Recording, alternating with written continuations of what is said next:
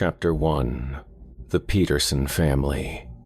The minivan's doors slammed shut with the finality of a coffin lid, and 8-year-old Timmy Peterson pressed his face against the window, watching Pine Ridge State Park unfold before them. Towering evergreens swayed in the October wind, their branches creating a canopy so thick that patches of early evening sky appeared as fragments of torn paper between the leaves. "Look at this place," Martha Peterson whispered to her husband David, her voice carrying that forced enthusiasm parents use when they're trying to convince themselves they've made the right decision. "The kids are going to love it."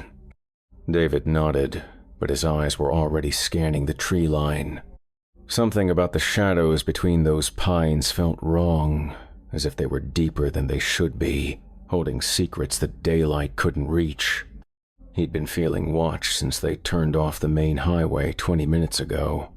Park Ranger William Thorne emerged from the visitor center as they approached, his weathered face breaking into what might have been a smile.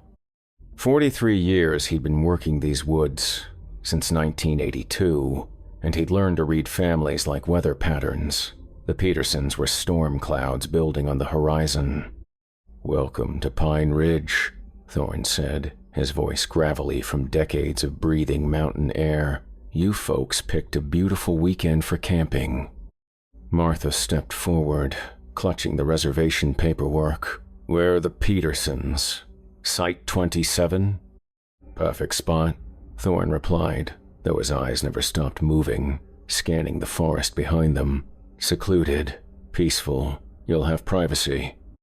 What he didn't tell them was that Site 27 sat directly over one of the thin places, where the barrier between worlds grew gossamer weak during the autumn months.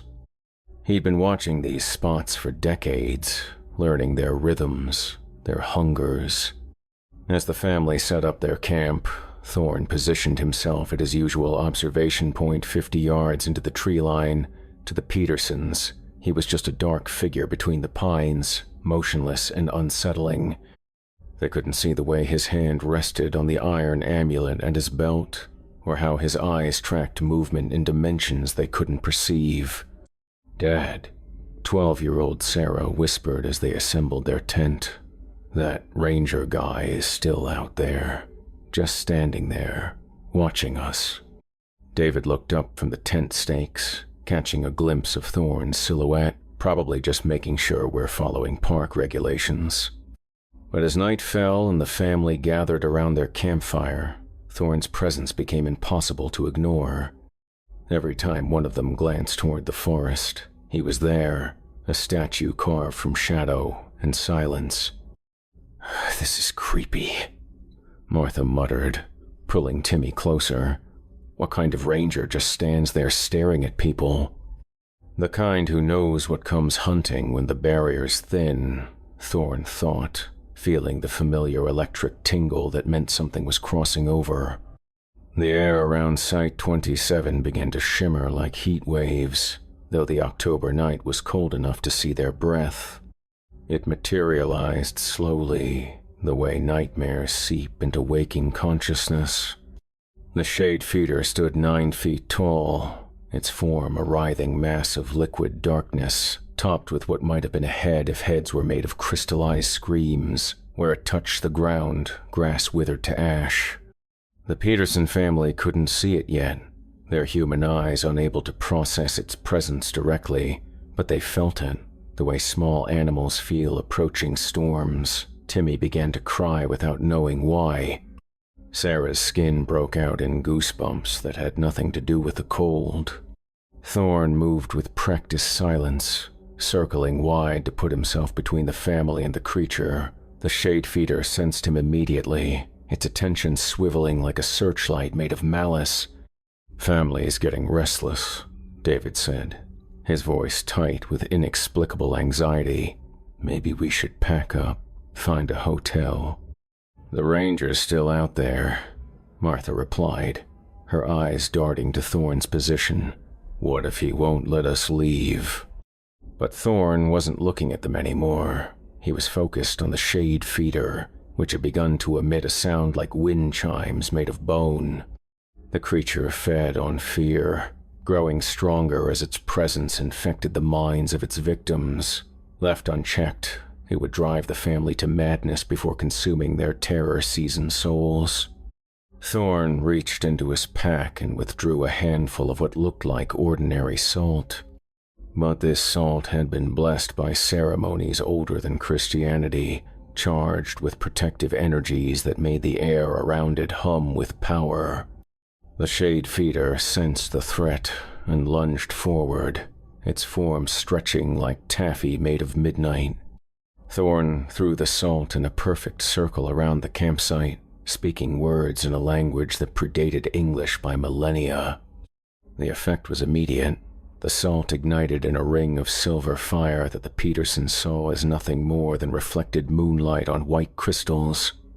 But the shade feeder recoiled as if struck, its form beginning to unravel at the edges. "Look," Sarah gasped, pointing at the salt circle. "It's glowing." "Just moonlight, honey," David said, but his voice lacked conviction. Something was happening here, something beyond his understanding. The shade feeder made one final attempt, condensing its form into a spear of pure darkness and driving toward Timmy's unprotected mind. But Thorne was ready. He stepped directly into the creature's path, letting it strike him instead. Pain exploded through Thorne's consciousness as the shade feeder's essence tried to burrow into his soul. But he'd been preparing for moments like this for 41 years, building mental defenses that could withstand otherworldly assault. The creature's attack met a wall of iron will and shattered like glass against granite. The shade feeder let out a sound like 1,000 voices screaming in harmony, then dissolved into mist that dissipated on the mountain wind. The electric tension in the air faded, leaving only the normal sounds of a forest at night. "The ranger's gone," Martha observed, looking toward where Thorne had been standing. He'd withdrawn deeper into the woods, satisfied that the immediate threat had passed. But he was still watching. He was always watching. The Peterson family packed up early the next morning, claiming they'd heard strange noises all night. As they drove away, none of them noticed the withered circle of grass where something impossible had briefly stood, or the exhausted man who emerged from the tree line to check that they were safely gone. Thorne looked at his hands, still trembling slightly from the psychic assault. 41 years of this, and it never got easier. But the alternative, letting these things loose on unsuspecting families, was unthinkable. He had work to do. The barriers were thin, and more would be coming. Chapter 2. The College Students. The beat-up Volkswagen van wheezed to a stop at Pine Ridge's entrance gate, its engine ticking like a mechanical heart monitor. 4 college students from State University had pooled their weekend beer money for what Jake Morrison called the most epic camping trip of our pathetic academic lives. "Dude, this place gives me the creeps," muttered Chris Valdez, adjusting his wire-rimmed glasses as he peered through the windshield. Ancient pines towered around them like cathedral columns, their shadows creating a maze of darkness even in the afternoon light. Jessica Kane laughed from the back seat, her red hair catching the filtered sunlight. "Everything gives you the creeps, Chris. Remember when you thought that mannequin in the mall was following you?" "That thing was definitely moving," Chris insisted, but his protest was half-hearted. He was too busy watching a figure emerge from the ranger station. Ranger Thorne approached their van with the measured gait of a man who'd walked these woods for longer than any of them had been alive. His weathered face remained neutral as he took in their appearance. 420, somethings with backpacks full of cheap beer and expensive outdoor gear their parents had bought them. "You folks have a reservation?" Thorne asked, his voice carrying the authority of someone who dealt with countless groups of college students over the decades. "Site 42, Jake replied, flashing what he thought was a charming smile. "We're here for the full wilderness experience." Thorne's expression didn't change, but something flickered behind his eyes. Site 42 was another thin place, one that had been particularly active lately. The dimensional membrane there was stretched so tight it practically hummed with tension. "That's up near Widow's Peak," Thorne said. "Isolated spot, perfect for folks who want to get away from civilization." What he didn't mention was that civilization existed for good reasons, and one of those reasons was keeping certain things at bay. The fourth member of their group, Maria Santos, had been quiet during the exchange, but now she spoke up. "Is it safe up there? We heard stories about people going missing in these woods." "People who follow park rules and use common sense don't have problems," Thorne replied, which was technically true. The problems came from things that had never heard of park rules and operated according to logics that would drive human minds to madness. As the van puttered up the winding mountain road, Thorne returned to his station and gathered his equipment. Site 42 would need watching tonight. He could already feel the wrongness building, like pressure before a storm. The college students found their campsite just as the sun was beginning its descent behind the mountains. Site 42 sat in a natural clearing surrounded by old-growth pines, their trunks thick enough that it would take 3 people holding hands to encircle them. "This is perfect," Jessica declared, spinning in the center of the clearing with her arms outstretched. "We're going to have such an amazing weekend." But as they set up their tents, they began to notice things that didn't quite fit. The silence was too complete, broken only by the whisper of wind through pine needles. No birds sang, no insects buzzed. Even the usual forest sounds seemed muffled, as if the air itself was absorbing them. And then there was the Ranger. "He's doing it again," Chris whispered, pointing toward the tree line where Thorne's silhouette was visible against the darkening sky, just standing there, staring at us. Jake squinted in Thorne's direction. "Maybe he's making sure we don't trash the place. Some rangers are really hardcore about that stuff. Or maybe he's a total psycho who lives in the woods and murders college students," Maria said, her voice carrying a nervous laugh that didn't quite mask her genuine unease.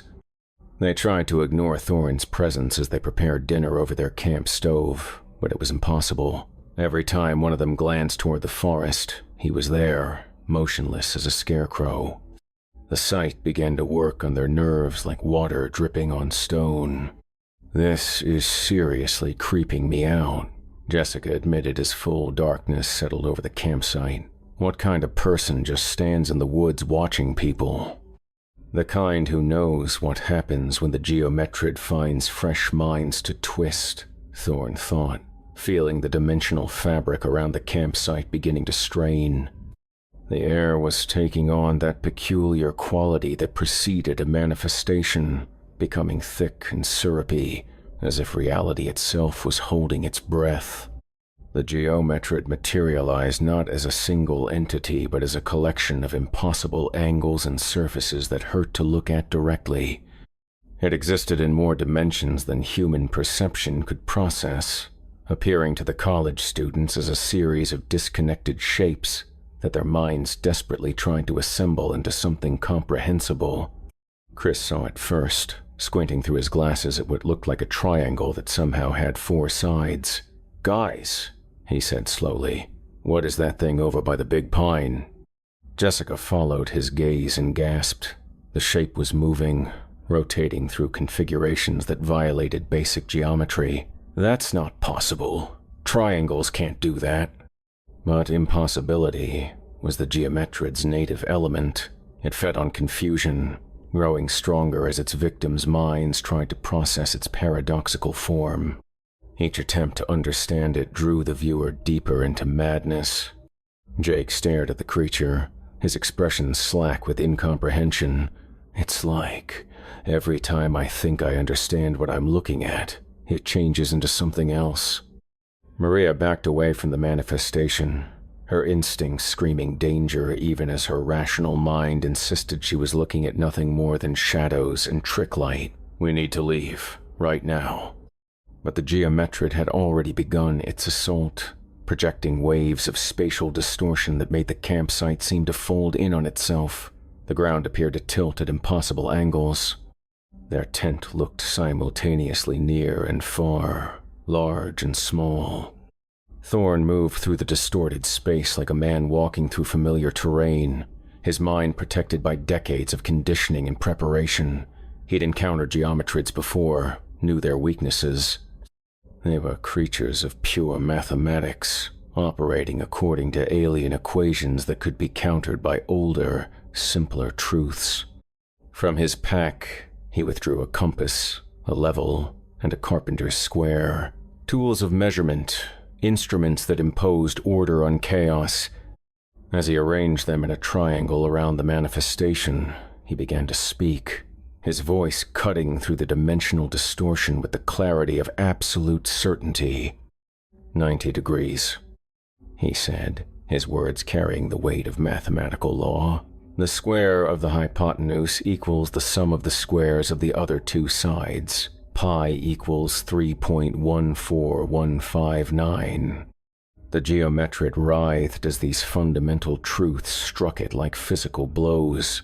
Its impossible angles began to straighten, forced into configurations that actually made sense.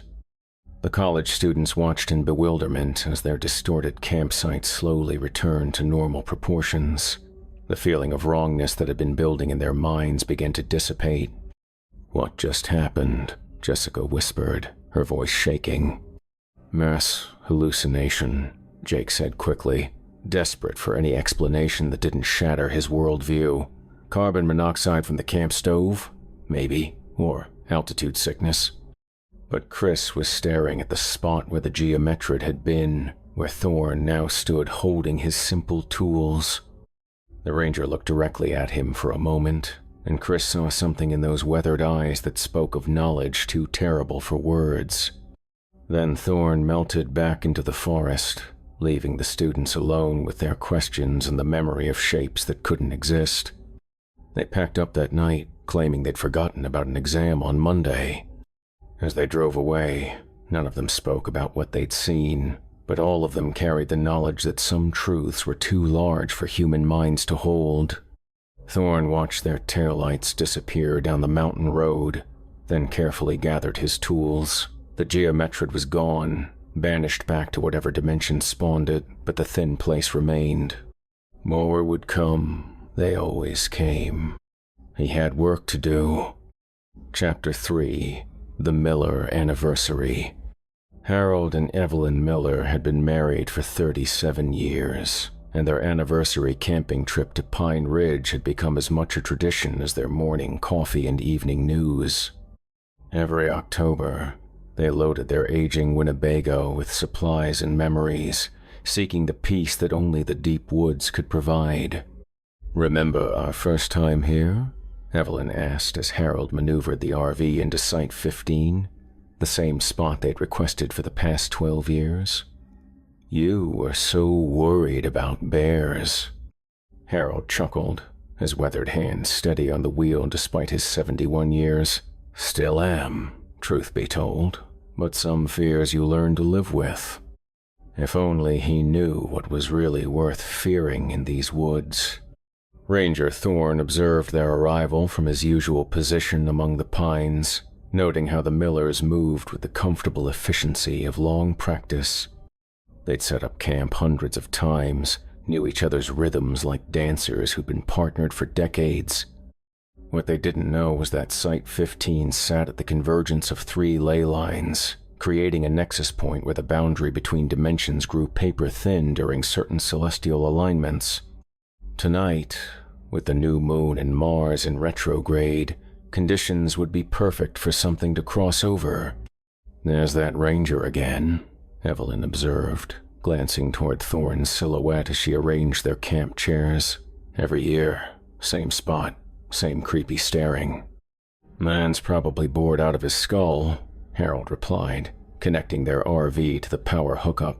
40 years in these woods. What else is he gonna do but watch the tourists?" 43 years, Thorne corrected silently, and watching tourists was the least of his responsibilities. He'd been guarding these convergence points since the early 80s, learning through trial and terrible error how to recognize the signs of dimensional incursion. The signs were building now. The air around Site 15 had taken on that peculiar crystalline quality that preceded a manifestation. Small animals had fled the area hours ago, following instincts older than thought. Even the insects had fallen silent. The Millers settled into their evening routine, unaware that reality was preparing to crack open around them. Harold tended their small campfire while Evelyn prepared their traditional anniversary dinner, hot dogs and beans, the same simple meal they'd shared on their first camping trip as newlyweds. "To 37 years, Harold said, raising his bottle of beer in a toast. "To 37 more, Evelyn replied, clinking her bottle against his. But their celebration was interrupted by a sound that had no business existing in any earthly forest. It began as a low humming, like the drone of massive insects, then rose in pitch until it became something between a whistle and a scream. "What in the world was that?" Evelyn asked, her hand instinctively reaching for Harold's. Before he could answer, the resonance wraith materialized at the edge of their campsite. It appeared as a humanoid figure composed entirely of sound waves made visible, its form shifting and rippling with each note of its impossible song. The creature existed primarily as vibration, using acoustic frequencies to disorient its prey before feeding on their life force. The Millers couldn't see it clearly, their aged eyes interpreting the manifestation as heat shimmer or distorted air, but they could hear it. Oh yes, they could hear it. The wraith's song burrowed into their skulls like audio drill bits, setting their teeth on edge and making their bones ache. "Harold!" Evelyn gasped, pressing her hands to her ears. "Make it stop." But Harold was fighting his own battle against the creature's assault. The wraith's frequencies were specifically calibrated to disrupt human nervous systems, causing disorientation, nausea, and eventually cardiac arrest in victims of advanced age. Thorne burst from the tree line, his weathered face grim with determination. He'd dealt with resonance wraiths before, knew that conventional weapons were useless against creatures made of pure sound. But he'd learned other methods over the decades, techniques passed down from cultures that understood the deeper harmonies of existence. From his pack, he withdrew what looked like a simple wooden flute, its surface carved with symbols that predated written language. As the wraith song reached a crescendo that threatened to stop the Millers' hearts, Thorne raised the instrument to his lips and began to play. The melody that emerged was older than civilization, a tune that resonated with the fundamental frequencies of creation itself. It was the song that mountains hummed to themselves in the deep places, the rhythm that governed the turning of planets. The resonance wraith faltered as Thorne's melody clashed with its own chaotic frequencies. Soundwave battled soundwave in the space above the campsite, creating interference patterns that made the air itself visible. "What's happening?" Harold shouted over the acoustic chaos, his arm around Evelyn's shoulders as they huddled together in their camp chairs. Thorne played louder, his melody growing stronger and more complex. He'd spent years learning this tune from a Tibetan monk who claimed his order had been guarding dimensional gates since before the birth of Christ. The music was a weapon, pure and simple, designed to cut through the chaos of otherworldly manifestations. The wraith's form began to unravel as Thorne's song imposed order on its chaotic frequencies. Its scream became a whimper, then a whisper, then nothing at all. With a final discordant note, it collapsed in on itself and vanished. Silence fell over the campsite like a curtain dropping. The normal sounds of the forest slowly resumed, wind in the pines, the crackle of the campfire, the distant call of an owl. "Well," Harold said after a long moment, his voice shaky but determined to maintain some semblance of normalcy, "that was some kind of weather phenomenon, I guess." Evelyn nodded, though her eyes kept darting to the spot where the wraith had appeared. Atmospheric pressure, that's what causes those strange sounds sometimes. They were rationalizing, Thorne knew, building mental walls around an experience that threatened to crack their comfortable worldview. It was a common response, and probably healthier than trying to accept the truth. As the elderly couple settled back into their chairs, Thorne melted back into the forest shadows. The immediate threat had passed, but he would continue watching. The convergence point would remain active until dawn, and other things might try to cross over. The Millers finished their anniversary dinner in subdued conversation, both of them aware that something extraordinary had happened, but neither willing to acknowledge it directly. They'd been married too long to need words for everything. Later, as they prepared for bed in their RV, Evelyn paused at the window and looked out at the forest. "Harold," she said quietly, "do you ever get the feeling we're not alone out here?" Harold joined her at the window, his hand resting on her shoulder. In the distance, barely visible among the pines, Ranger Thorne's silhouette stood guard against the darkness. "Maybe that's not such a bad thing," Harold said. They slept peacefully that night, protected by a guardian they would never truly understand. In the morning, they would pack up and drive home, carrying with them the memory of their strangest anniversary yet. But they would return next year, drawn by forces they couldn't name, to a place where love could survive even the intrusion of otherworldly horror. Thorne watched over them until dawn, then began his preparations for the next night. The barriers were still thin, and the season was far from over. Chapter 4. The Scout Troop.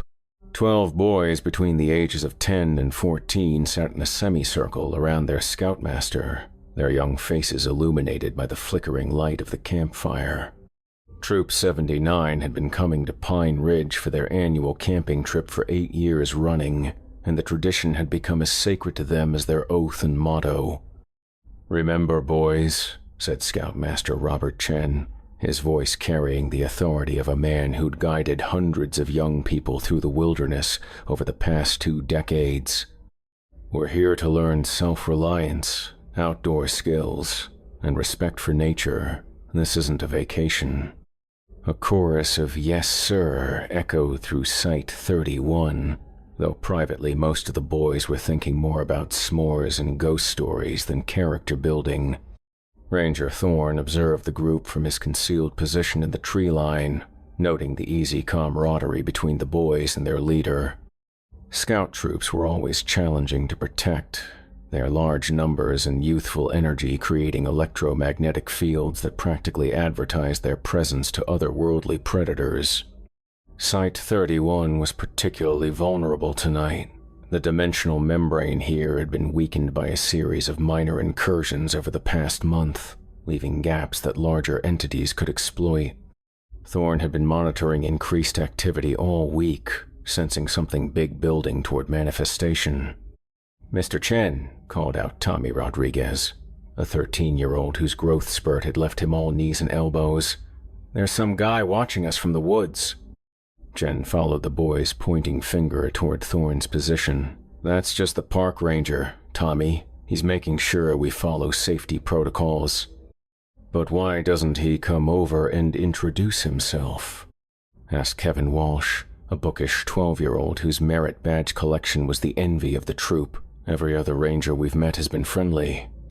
"Because friendly rangers don't spend their nights battling creatures from beyond the veil of reality," Thorne thought grimly. He'd learned long ago that his duties required a certain professional distance. Getting too close to the people he protected only made it harder when he inevitably failed to save them all. As the evening progressed and the boys settled into their various activities, the signs of impending manifestation became impossible to ignore. The temperature dropped 15 degrees in as many minutes. Electronics began to malfunction. Digital watches displayed impossible times. Flashlights flickered despite fresh batteries. The collective emerged from the dimensional rift like a swarm of mechanical locusts, each individual unit no larger than a hummingbird but possessing the combined intelligence of a hive mind that spanned galaxies.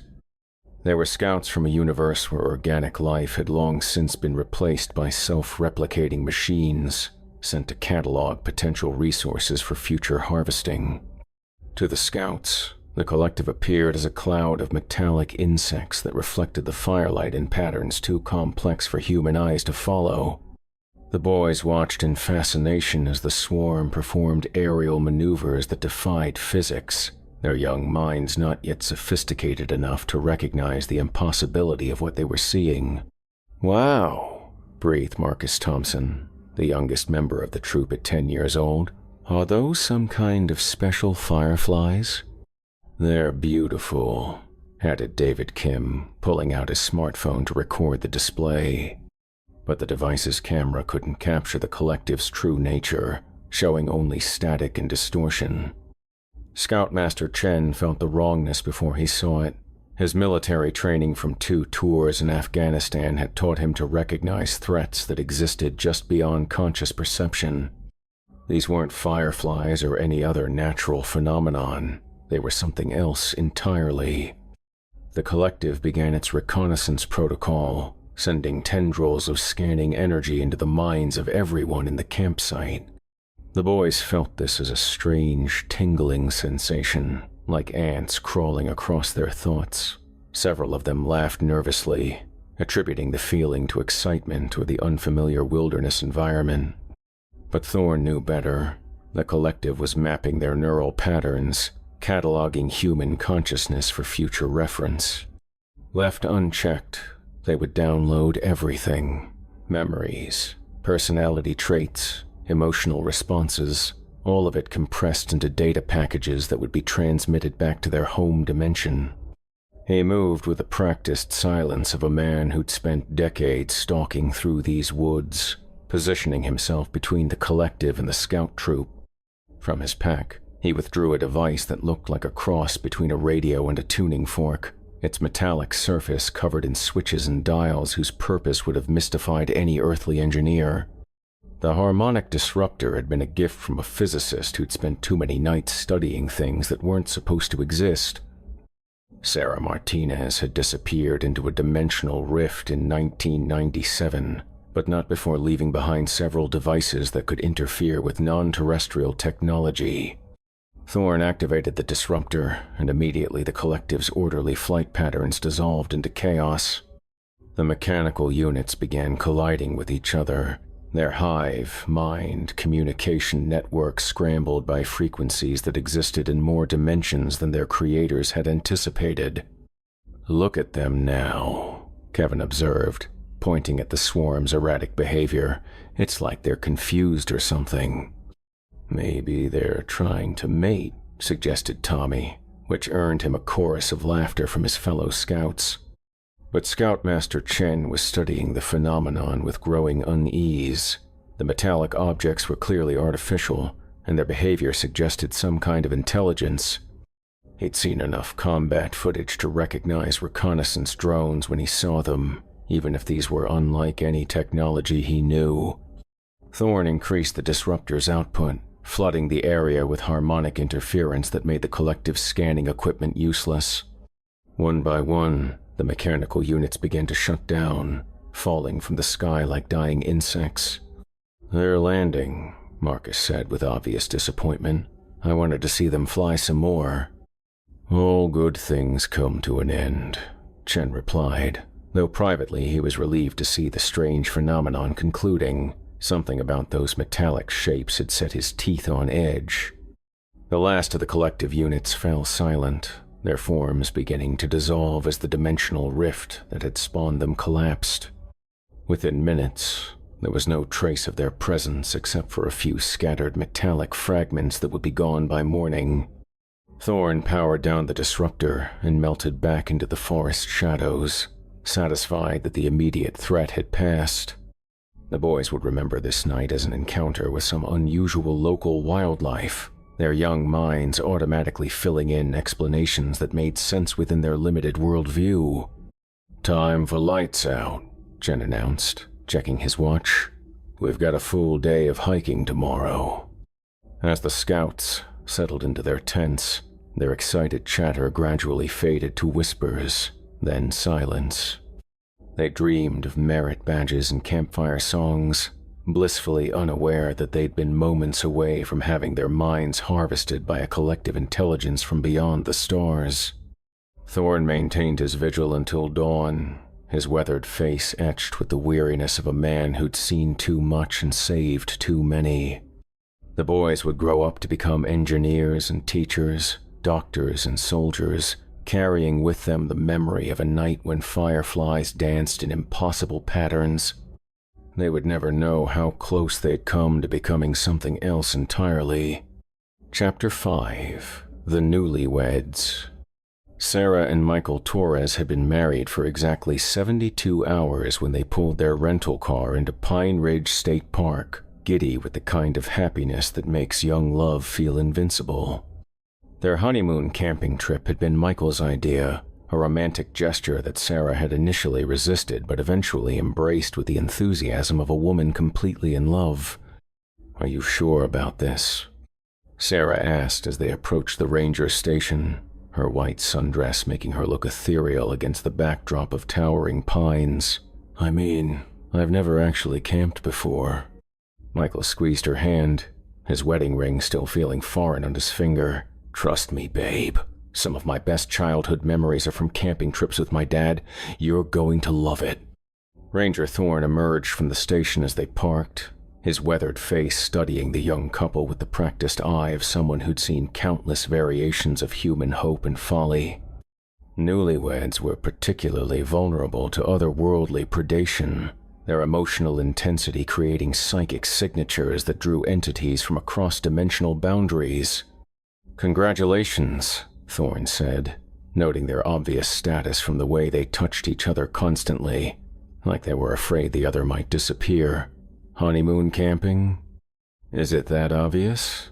Sarah laughed, unconsciously twisting her new wedding ring. "We're staying at Site 8. Thorne's expression didn't change, but something cold settled in his stomach. Site 8 sat directly over what the old-timers called a heartstone, a geological formation that amplified emotional energy and broadcast it across multiple dimensions. Young couples in the throes of new love were like beacons to creatures that fed on intense feelings. "Beautiful spot," he replied, which was true.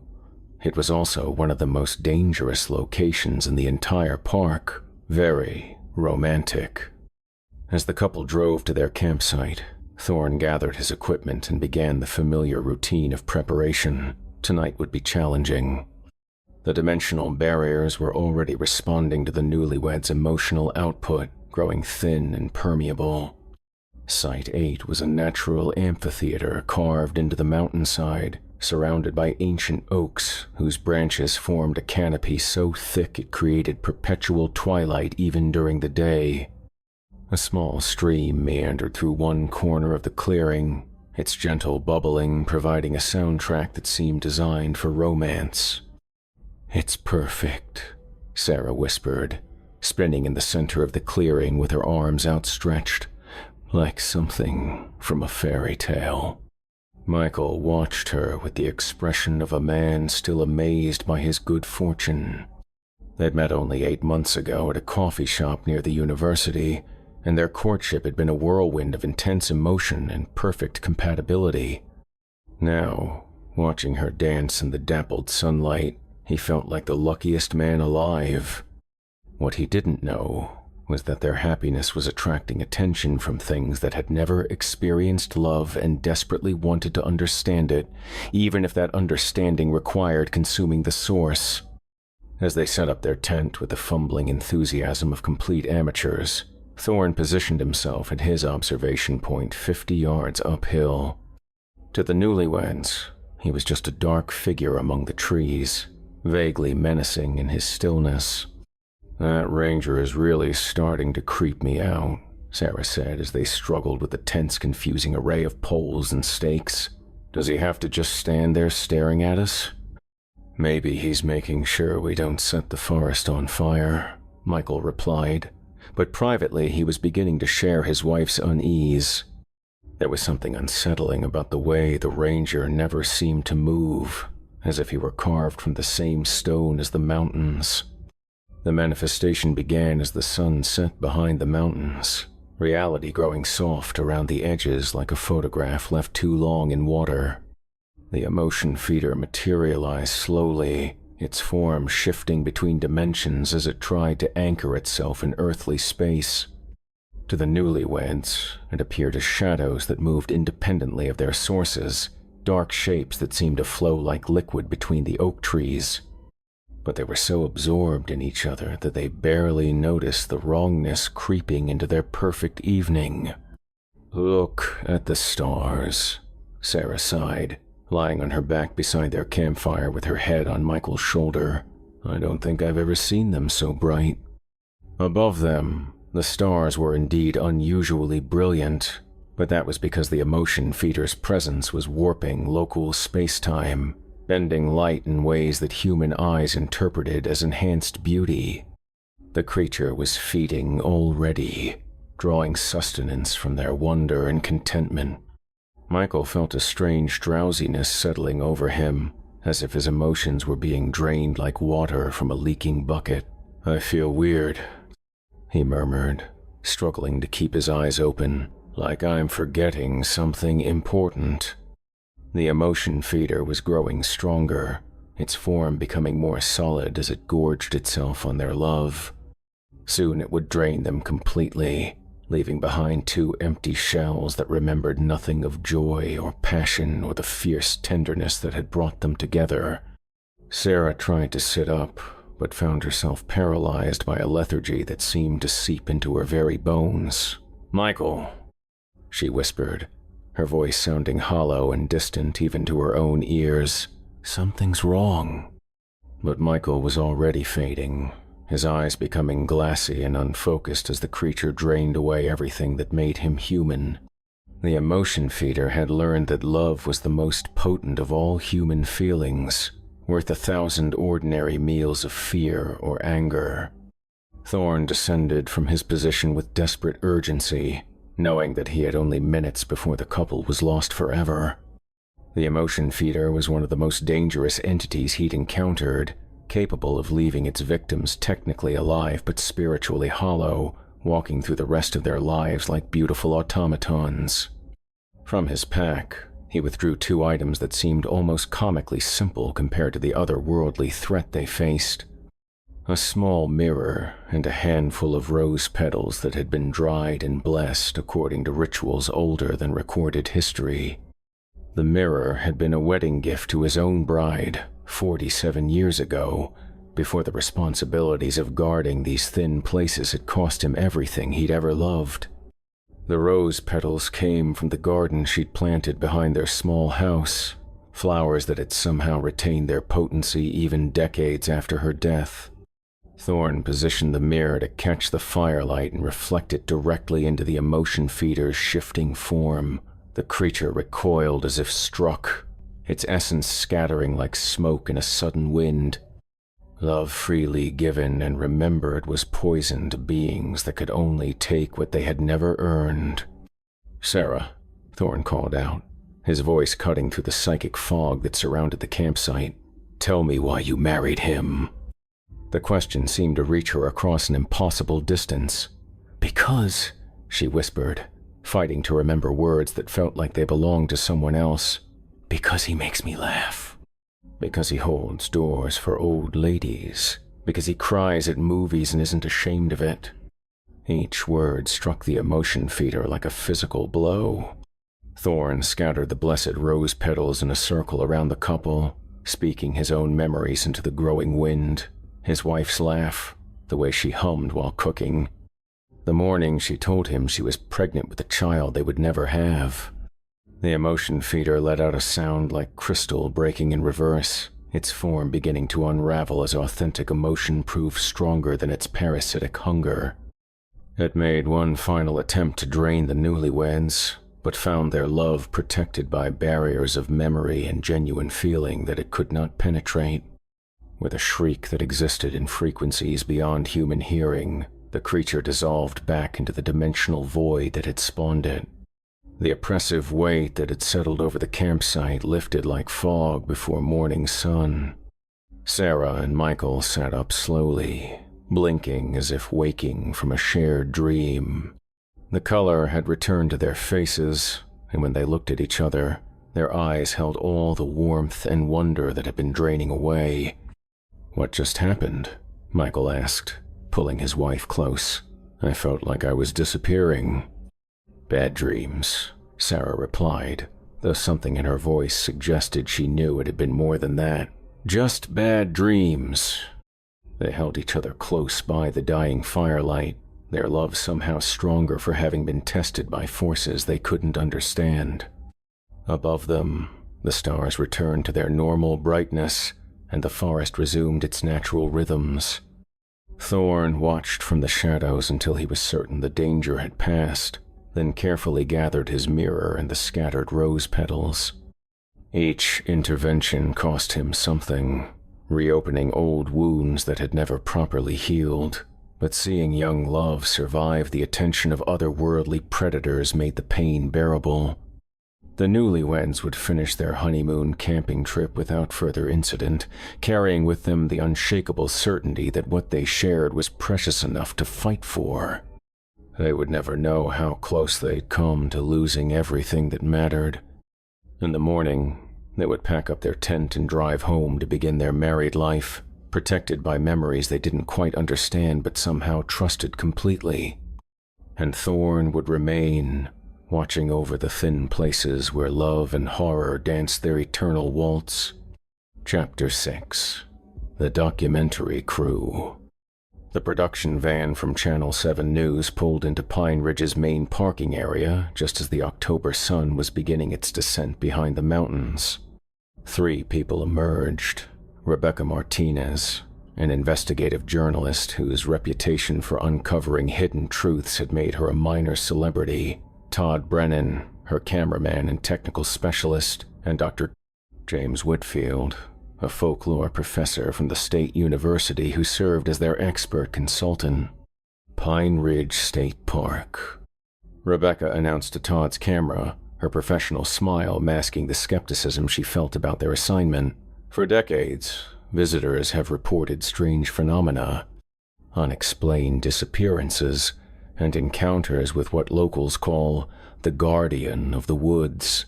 Tonight, we're here to separate fact from fiction.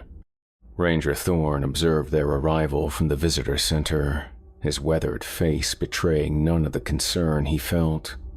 Media crews were among the most dangerous visitors the park could attract, their equipment and skeptical attitudes creating electromagnetic interference that could destabilize dimensional barriers for miles around. "You folks hear about the stories?" Thorne asked as they approached the ranger station, his voice carefully neutral. Rebecca turned toward him with the predatory interest of a journalist sensing a story. "Ranger Thorne, I presume? I'm Rebecca Martinez from Channel 7. We're doing a feature on local legends and folklore. Would you be willing to go on camera?" "Nothing to say that hasn't been said before," Thorne replied, which was both true and completely inadequate. How could he explain 43 years of protecting people from things that shouldn't exist? How could he describe the weight of knowledge that no one would believe? Dr. Whitfield stepped forward, his academic credentials giving him a confidence that Thorne found both admirable and terrifying. "Ranger, the stories about this place go back over a century. Native American legends speak of a guardian spirit. Early settlers reported strange disappearances, and now we have modern accounts of unexplained phenomena. Surely you've noticed something unusual during your tenure here." "Everything," Thorne thought. "I've noticed everything," but he simply shrugged and said, "People see what they want to see. Woods can play tricks on you, especially at night." The crew had reserved Site 19 for their overnight investigation, a location that Thorne knew contained one of the most active dimensional nexus points in the entire park. The geological formation beneath the campsite created natural amplification for psychic phenomena, making it a beacon for entities seeking entry into Earth's dimension. As evening approached and the crew set up their equipment, the signs of impending manifestation became increasingly obvious to anyone who knew what to look for. Electronic devices began registering anomalous readings. The local temperature dropped 10 degrees in as many minutes. Even the insects fell silent, fleeing to safer regions of the forest. "Are you getting this?" Rebecca asked Todd as his cameras began detecting electromagnetic fluctuations that registered as streaks of light across their viewfinders. "The equipment's going crazy," Todd replied, adjusting his settings to compensate for interference that seemed to be coming from everywhere at once. It's like someone's running a massive radio transmitter nearby. Dr. Whitfield consulted his collection of historical documents and folklore texts, cross-referencing accounts that he'd previously dismissed as superstition. According to these sources, manifestations typically begin around sunset on nights when the lunar phase aligns with certain geological conditions. The archival entity materialized not as a single creature but as a living repository of memory and experience, its form shifting between different historical periods like a film reel played at impossible speed. It existed to collect and preserve significant events, drawn to moments of discovery or revelation. To the documentary crew, it appeared as a series of translucent figures moving through their campsite, Native Americans in traditional dress, early settlers in period clothing, previous park visitors from decades past. Each figure seemed to be reenacting some pivotal moment from the location's history. "This is incredible," Rebecca whispered, her journalistic instincts overriding her rational mind. "Todd, are you getting all of this?"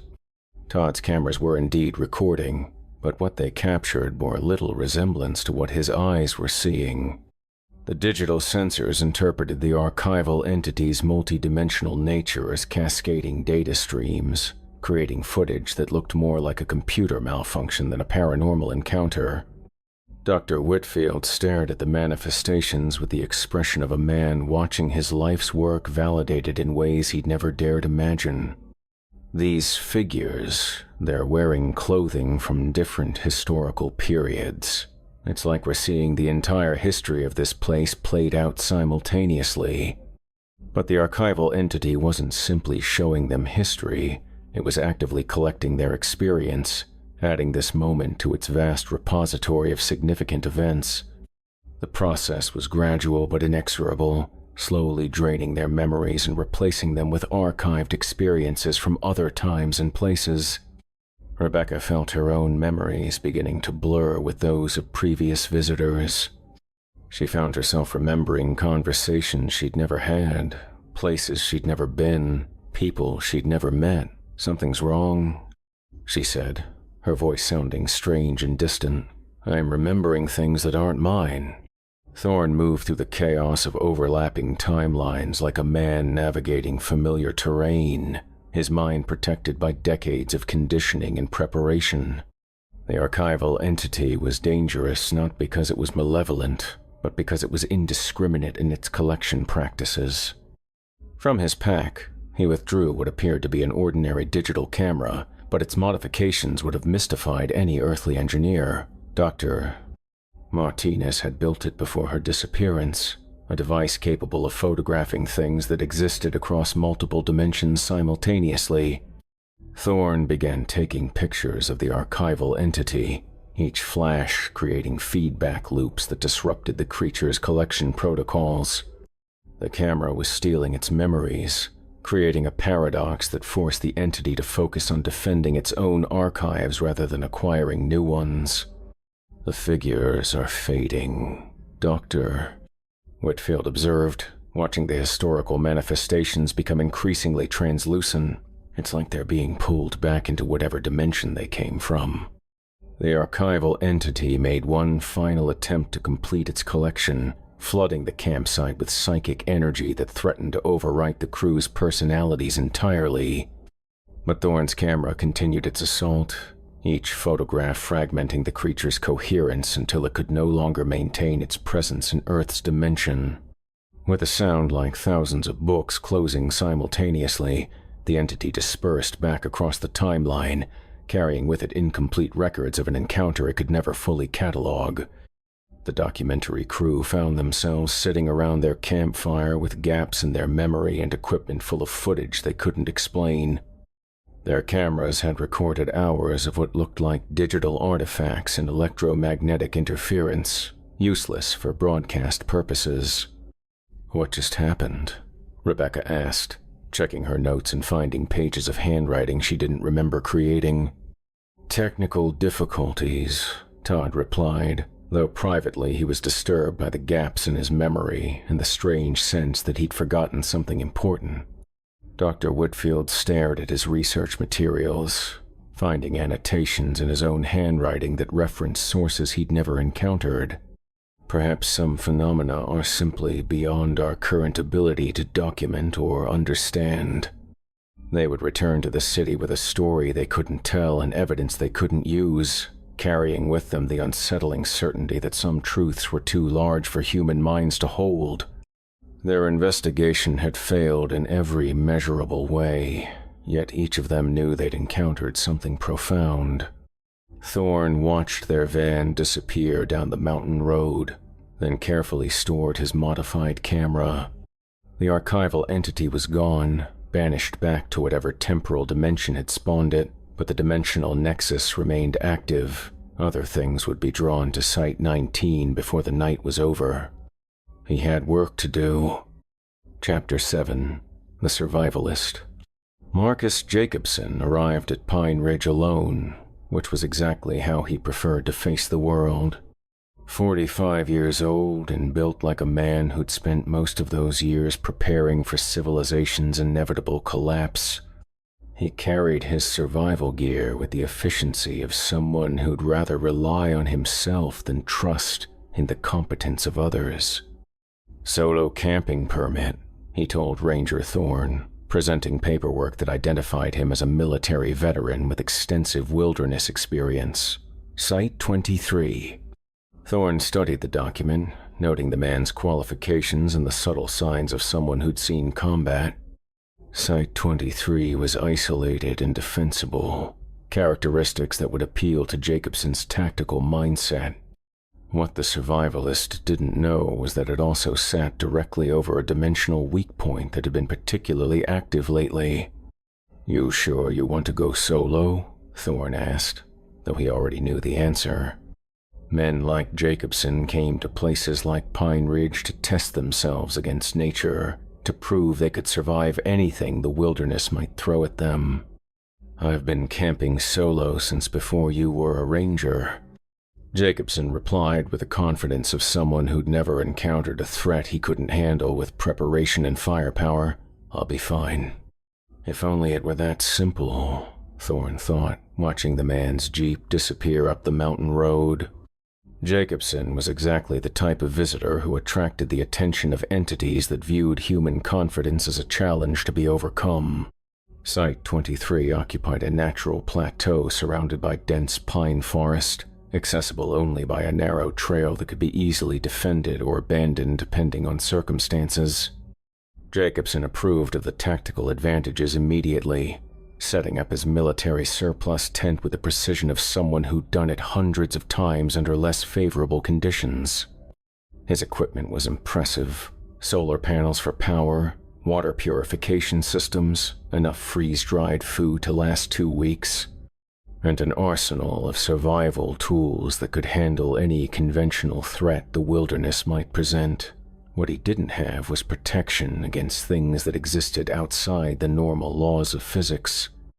As darkness settled over the mountains, Jacobson maintained his usual security protocols: motion sensors around the perimeter, infrared scope for night vision, sidearm within easy reach.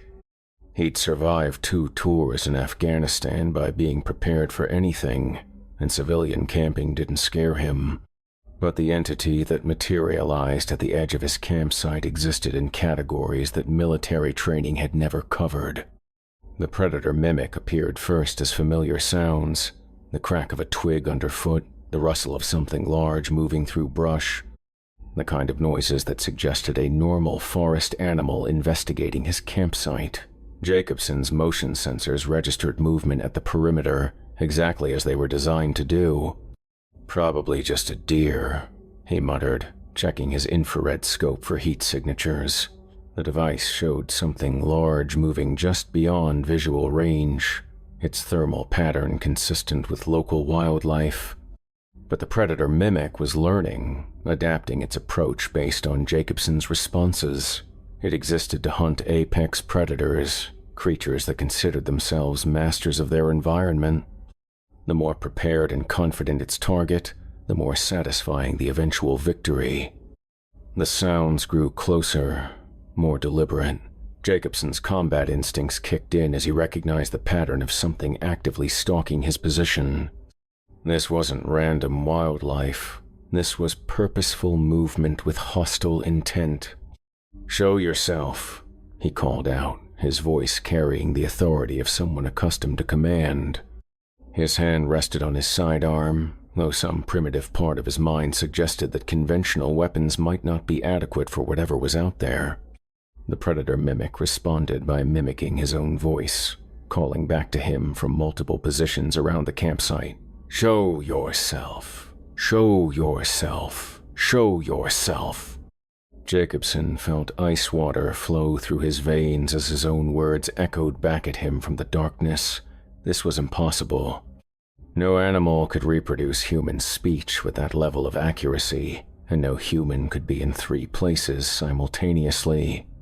The entity continued its psychological assault, playing back fragments of conversations from Jacobson's past, orders he'd given in combat, arguments with his ex-wife, phone calls with his elderly mother.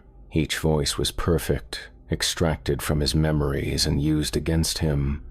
Thorne moved through the forest with the stealth of someone who'd spent decades avoiding detection by things that hunted by sound and movement. The predator mimic was one of the most dangerous entities he'd encountered, capable of adapting to any defense its targets might employ. From his pack, he withdrew a device that looked like a cross between a radio and a music box, its brass surface covered in dials and switches that would have been familiar to Victorian inventors. The silence generator was another gift from Dr. Martinez, designed to create zones of absolute quiet that could disrupt entities dependent on sound for hunting. As Jacobson struggled with the psychological torture of hearing his own voice used against him, Thorne activated the device. Immediately, all sound within a 100-yard radius ceased to exist. The forest fell into a silence so complete it seemed to press against the eardrums like physical weight. The predator mimic faltered as its primary hunting tool was stripped away. Without sound to mimic and manipulate, it was reduced to its base form, a shapeless mass of hostile intention that couldn't maintain coherence in Earth's dimension. Jacobson found himself standing in absolute silence, his mouth moving but no words emerging, his footsteps creating no noise despite the gravel beneath his boots. It was the most unnatural thing he'd ever experienced, more terrifying in its way than enemy fire or exploding ordnance. The entity made one final attempt to maintain its presence, reaching directly into Jacobson's mind to extract fears and memories it could use as weapons. But Thorne was ready, modulating the silence generator to create interference patterns that protected the survivalist's consciousness from psychic intrusion. With a final ripple of displaced air, the predator mimic collapsed back into whatever dimension had spawned it. The oppressive weight of absolute silence lifted, and normal forest sounds gradually resumed. Jacobson stood alone in his campsite, his survival instincts screaming that he'd just faced something beyond his understanding or preparation. His equipment registered no trace of whatever had been stalking him, no evidence that the encounter had ever occurred. "What the hell was that?" he whispered to the darkness, his voice shaking with an emotion he hadn't felt since his first firefight in Afghanistan. But the forest offered no answers, only the normal sounds of wind and wildlife that suggested nothing unusual had ever occurred.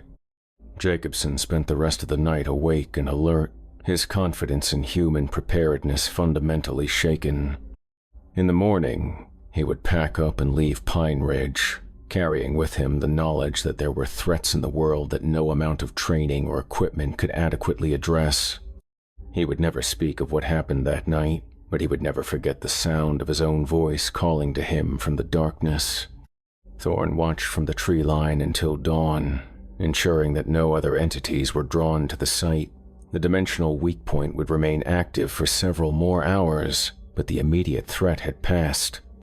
Another night, another impossible thing prevented from destroying an innocent life. The work continued. Chapter 8. The elderly couple's reunion. Eleanor and Frank Whitman had been coming to Pine Ridge for their anniversary every year since 1976, making them perhaps the most experienced campers the park had ever seen. At 78 and 81 respectively, they moved with the careful deliberation of people who understood their own limitations but refused to let age steal their adventures. "Same spot as always?" Eleanor asks, as Frank maneuvered their modest RV into Site 47, the same location they'd requested for nearly 5 decades. "Wouldn't dream of changing now," Frank replied, his hands steady on the wheel despite the arthritis that made simple tasks increasingly challenging. "Besides, this old tree's become like an old friend." The ancient oak that dominated Site 47 had indeed witnessed their entire marriage. From the young couple who'd pitched their first tent beneath its branches to the silver-haired pair who now moved with practiced efficiency despite creaking joints and failing eyesight. Ranger Thorne observed their arrival with a mixture of fondness and concern. The Whitmans were among the few repeat visitors who'd never seemed to notice the strange phenomena that plagued Pine Ridge, their love serving as an unconscious shield against otherworldly attention. But Site 47 had been showing signs of dimensional instability lately, and their advanced age made them particularly vulnerable. "Evening, Ranger," Eleanor called out as they began their setup routine. "Beautiful night for camping." "Yes, ma'am," Thorne replied, noting how the temperature had already begun to drop and the way shadows seemed to move independently of their sources. "You folks be careful tonight. Weather might turn unpredictable." What he didn't tell them was that the weather was the least of their concerns. The dimensional barriers around Site 47 had been weakening for weeks, creating conditions perfect for manifestation by entities drawn to strong emotional resonances. As the elderly couple settled into their evening routine, the signs of impending otherworldly activity became impossible to ignore. Electronics throughout the campsite began to malfunction. Their radio picked up transmissions in languages that predated human speech. Even their battery-powered lantern flickered with patterns that hurt to look at directly.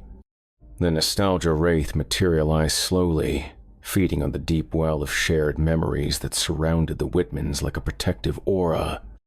It existed to consume the past, growing stronger by devouring the experiences that gave human lives meaning and continuity.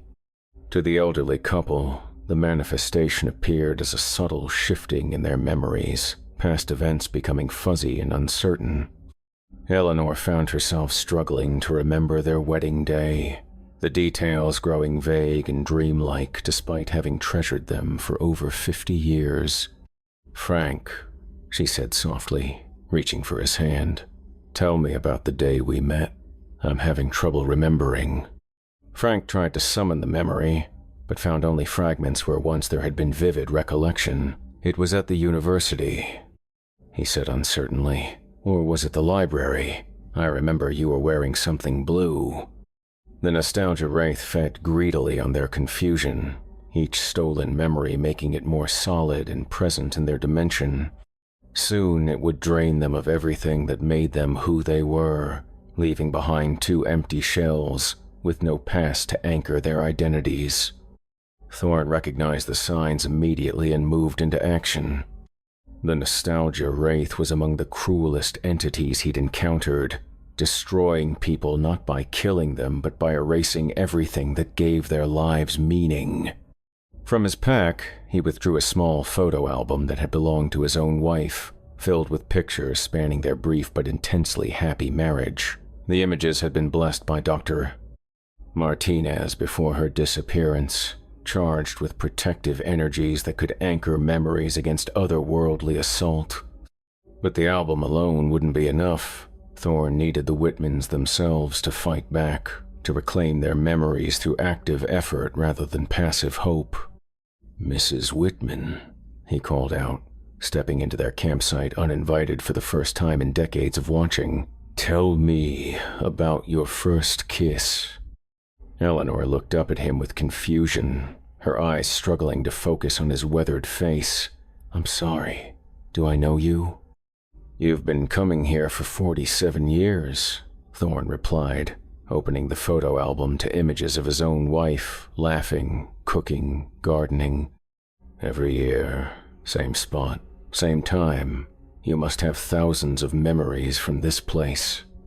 The photographs seemed to anchor something in Eleanor's mind, their emotional resonance helping her pierce through the fog that was consuming her past. 47 years, she repeated slowly. "Yes, we've been coming here since we were young." Frank stirred beside her, his own memories beginning to surface as Thorne's intervention created interference patterns in the Wraith's feeding process. "Our first camping trip," he said with growing certainty.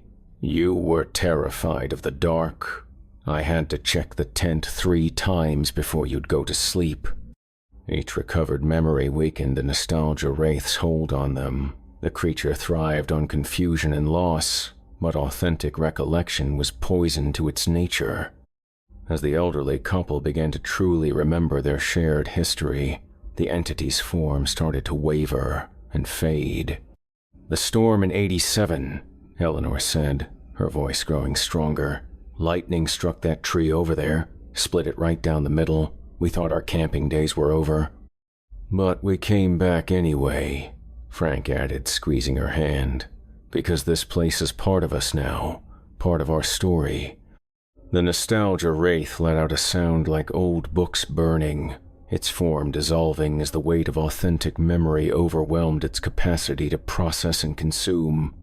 With a final whisper of displaced air, it collapsed back into whatever temporal dimension had spawned it. The Whitmans sat together in the restored clarity of their shared past, their memories intact and more precious for having been temporarily threatened. They would never understand exactly what had happened, but they would hold each other a little closer and treasure their recollections a little more deeply. "Thank you," Eleanor said to Thorne, though she wasn't entirely sure what she was thanking him for. "You're very kind." Thorne nodded and melted back into the forest shadows, his own memories of the encounter already beginning to fade. Each intervention cost him something, but seeing love triumph over otherworldly malice made the sacrifice bearable. The elderly couple would complete their anniversary camping trip without further incident, adding one more year to their tradition of surviving the impossible together. They would return next year, as they always did, protected by the armor of authentic love and shared memory. And Thorne would be watching, as he always was, guardian of the thin places where human happiness met otherworldly hunger. Chapter 9. The Lost Hiker. Jennifer Walsh had been hiking for 6 hours when she finally admitted to herself that she was completely and utterly lost. The trail markers that should have guided her back to the main campground had vanished somewhere around mile marker 4, leaving her alone in a section of Pine Ridge that didn't appear on any of the park maps she'd studied. 26 years old and stubbornly independent, she'd insisted on taking the solo hike despite warnings from friends and family about the dangers of wilderness travel alone. Now, with shadows lengthening and her water running low, those warnings seemed less like paranoid overprotection and more like common sense.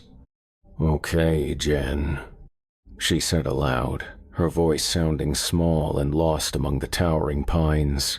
"Time to be smart about this. Find a clearing, set up your emergency shelter, wait for morning." She'd done everything right according to her wilderness survival training, stayed calm, conserved energy, avoided panic decisions that could make her situation worse. What she hadn't done was notice the way the forest around her seemed to bend and twist in ways that defied basic geography, or how the path behind her had somehow vanished entirely. Ranger Thorne had been tracking her progress for the past 2 hours, watching from concealment as she unknowingly wandered deeper into one of the most dangerous regions of the park. This section of Pine Ridge sat at the intersection of multiple dimensional boundaries, creating a maze of overlapping realities that could trap unwary visitors for eternity. Jennifer had stumbled into what the old-timers called the Wandering Wood, a place where normal laws of space and time bent like light through a prism. People who entered this region without proper protection might walk for days in what felt like straight lines, only to find themselves back where they started. Or worse, they might find themselves somewhere else entirely. As darkness fell and Jennifer made camp in a small clearing that seemed safe enough, the true nature of her predicament began to reveal itself.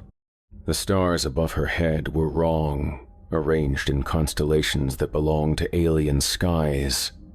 The wind carried sounds that had no earthly source. Distant music played on instruments that didn't exist, voices speaking in languages that predated human speech. The maze walker materialized not as a single entity but as the twisted geography itself, reality folding and unfolding like origami made of space. It existed to trap and confuse, feeding on the growing desperation of lost travelers as they slowly realized their situation was impossible. Jennifer felt the wrongness before she saw it, her survival instincts screaming warnings that her rational mind couldn't process. The clearing where she'd made camp was changing, growing larger and smaller simultaneously, its borders shifting like the edges of a dream. "This isn't real," she whispered, pressing her back against what she thought was a solid tree trunk. But her hands passed through bark that felt solid but offered no resistance, as if she were trying to grasp smoke. The maze walker fed on her confusion, each moment of disorientation making the dimensional trap more complex and inescapable. Soon she would be lost, not just physically but existentially, wandering through endless variations of the same forest clearing until starvation or madness claimed her. Thorne moved through the shifting landscape with the confidence of someone who'd learned to navigate by landmarks that existed outside normal space. The maze walker was dangerous but predictable, its patterns following mathematical principles that could be countered by those who understood them. From his pack, he withdrew what appeared to be an ordinary compass, but its needle pointed not toward magnetic north but toward dimensional stability. Doctor. Martinez had designed it as a navigation aid for regions where normal physics broke down, and Thorne had used it dozens of times to rescue lost travelers from similar traps. But the compass alone wouldn't be enough to free Jennifer. The maze walker had already begun rewriting local reality, creating a labyrinth of false paths and impossible geometries. He needed to reach her directly, to serve as an anchor point that could guide her back to stable ground. "Jennifer Walsh," he called out, his voice cutting through the dimensional static that surrounded the clearing. "Stop moving. Stay exactly where you are." Jennifer spun toward the sound of her name, relief flooding through her at the prospect of human contact. "Who's there? I can't see you." "Ranger Thorne. I'm here to help you get out of this place." He moved closer, using the compass to navigate through the shifting maze of overlapping realities. "Do exactly as I say. Don't trust what you see or feel. Trust only my voice." The maze walker sensed Thorne's intrusion and responded by intensifying its reality distortions. The clearing multiplied into dozens of identical spaces, each containing a different version of Jennifer at different stages of her ordeal. Some versions showed her still confident and optimistic. Others revealed her weeks or months into her captivity, hollow-eyed and broken by endless wandering. "There are so many of me," Jennifer whispered, staring at the alternate versions of herself scattered across impossible distances. "Which one is real?" "You are," Thorne replied firmly. his compass leading him toward the version that registered as existing in baseline reality. The others are just echoes, possibilities the maze uses to confuse you. Focus on my voice and follow it home. He began to speak in steady, measured tones, describing the route back to stable ground, left around the lightning, struck oak, over the stream that ran uphill, through the grove where sunlight fell in geometric patterns. Each landmark existed in the real world, serving as anchor points that could pierce through the maze walker's illusions. Jennifer followed his instructions with desperate faith, ignoring the visual evidence that suggested she was walking in circles or moving through impossible spaces. Step by step, guided by Thorne's unwavering voice, she made her way back toward reality. The maze walker made one final attempt to keep her trapped, showing her visions of home and safety that were indistinguishable from the real thing. But Thorne's compass detected the deception, guiding him to where Jennifer stood frozen between two identical versions of the park's main trail. "Take my hand," he said, extending his weathered fingers toward her. "Real flesh, real warmth. That's your way home." Jennifer grasped his hand like a lifeline, feeling the solid reality of human contact cut through the maze's illusions. Immediately, the false visions collapsed, leaving them standing on the genuine trail that led back to the main campground. "How did you find me?" she asked as they walked through the normal, non-shifting forest towards safety. "Part of the job," Thorne replied, though privately he marveled at how close she'd come to being lost forever. The maze walker's trap had been nearly perfect, requiring every navigation trick he'd learned over 4 decades of guarding these thin places. They reached the main campground just as the first light of dawn was breaking over the mountains.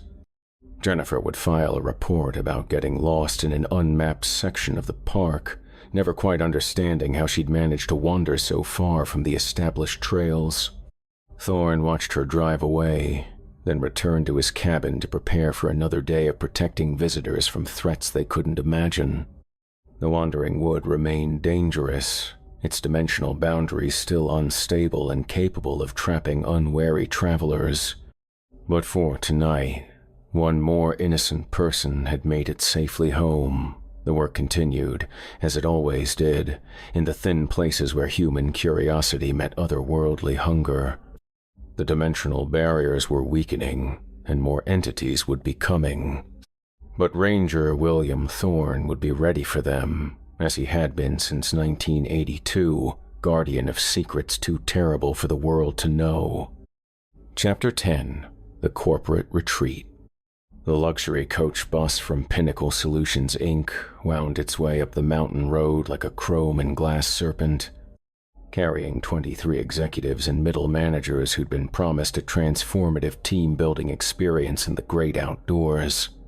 CEO Richard Blackstone had personally selected Pine Ridge for their annual corporate retreat, believing that a weekend in nature would foster the kind of creative thinking that quarterly reports demanded.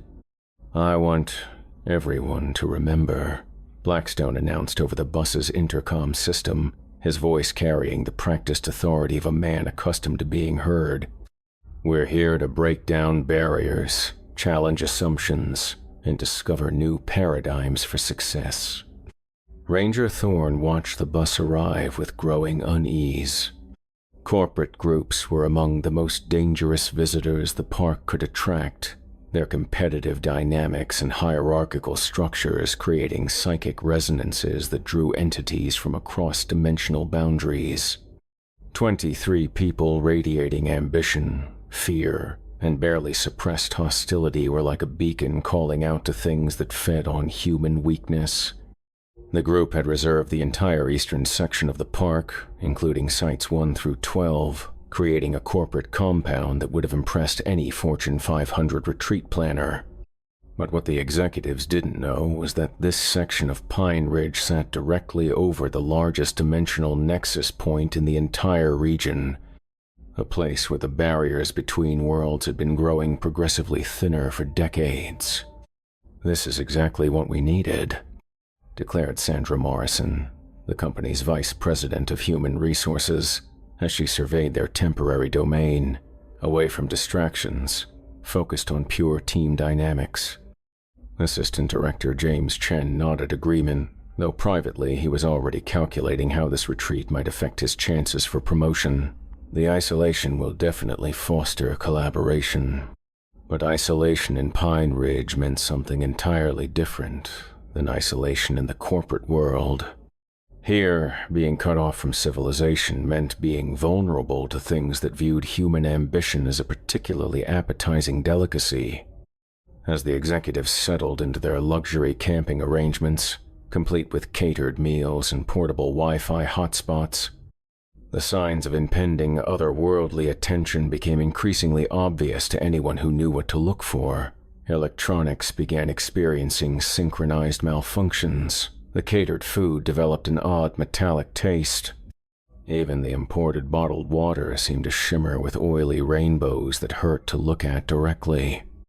The hierarchy devourer materialized slowly, feeding on the complex web of power, relationships, and professional jealousies that surrounded the corporate group like invisible chains. It existed to consume organizational structures, growing stronger by devouring the ambitions and insecurities that held human social systems together. To the executives, the manifestation appeared as a subtle shifting in their group dynamics. Conversations became more competitive. Alliances that had seemed solid began to crack under pressure. Minor disagreements escalated into personal attacks with bewildering speed. "I'm tired of carrying dead weight on this team," snapped Marketing Director Lisa Rodriguez, glaring at colleagues she'd worked with productively for years. "Some people clearly don't belong at this level." "Maybe if certain people spent less time playing politics and more time producing results," replied Operations Manager David Park, his voice carrying a venom that surprised even him. The hierarchy devourer fed greedily on their escalating conflict, each moment of hostility making it more solid and present in their dimension. Soon it would consume their entire organizational structure, leaving behind 23 individuals so consumed with mutual hatred that they'd tear each other apart without needing otherworldly assistance. Thorne recognized the signs immediately and began his approach through the luxury camping compound. The hierarchy devourer was one of the most insidious entities he'd encountered, destroying people not through direct attack but by turning their own social instincts against them. From his pack, he withdrew what appeared to be an ordinary organizational chart, but its lines and boxes had been drawn according to principles that existed outside normal management theory. Dr. Martinez had designed it as a visual representation of healthy group dynamics, charged with energies that could restore balance to corrupted social systems. But the chart alone wouldn't be enough to counter the entity's influence. Thorne needed the executives themselves to remember why they'd chosen to work together in the first place, to rediscover the common purpose that had brought them to this mountain retreat. "Mr. Blackstone," Thorne called out, stepping into the center of their compound uninvited. "Tell me why you started this company." Blackstone looked up from the heated argument he'd been having with his chief financial officer, confusion replacing anger in his expression. "I'm sorry, who are you?" "Someone who's watched a lot of groups come apart in these woods," Thorne replied, displaying the organizational chart with its clean lines and balanced structures. "What was your original vision, before the stock options and quarterly targets and performance reviews?" The question seemed to pierce through the fog of hostility that had been consuming the group. Blackstone's expression softened as he tried to remember the young entrepreneur who'd started Pinnacle Solutions in his garage 15 years ago. "We wanted to solve problems," he said slowly, his voice losing its corporate polish. "Real problems that affected real people. Make technology that actually helped instead of just existing." Sandra Morrison stirred beside him, her own memories beginning to surface as Thorne's intervention created interference patterns in the Devourer's feeding process. You hired me because you said you needed someone who cared more about people than profit margins. Each recovered sense of purpose weakened the hierarchy devourer's hold on them. The creature thrived on corruption and conflict, but authentic shared vision was poison to its nature. As the executives began to remember why they'd chosen to work together, the entity's form started to waver and fade. "The Henderson Project," James Chen said with growing clarity. "We stayed up for 3 days straight because we knew we could help those kids with disabilities access technology they'd never had before. And we did it without expecting anything in return," added Lisa Rodriguez, her earlier hostility replaced by genuine warmth. "Because it was the right thing to do." The hierarchy devourer let out a sound like a filing cabinet full of resignation letters burning, its form dissolving as the weight of authentic collaboration overwhelmed its capacity to process and consume. With a final whisper of displaced corporate air, it collapsed back into whatever dimensional boardroom had spawned it. The executives found themselves sitting together in renewed clarity of purpose, their professional relationships restored and strengthened by having been temporarily threatened. They would complete their retreat with actual team-building accomplishments instead of empty corporate buzzwords. "Thank you," Blackstone said to Thorne, though he wasn't entirely sure what he was thanking him for. "You've reminded us of something important." Thorne nodded and melted back into the forest shadows, his own memories of the encounter already beginning to fade. Each intervention was becoming more difficult, the entities growing stronger and more sophisticated in their attacks on human social structures. The corporate group would return to the city with renewed sense of shared mission, adding genuine collaboration to their arsenal of business strategies. They would never understand exactly what had happened, but they would work together more effectively for having survived the impossible as a team. Chapter 11. The Photography Club.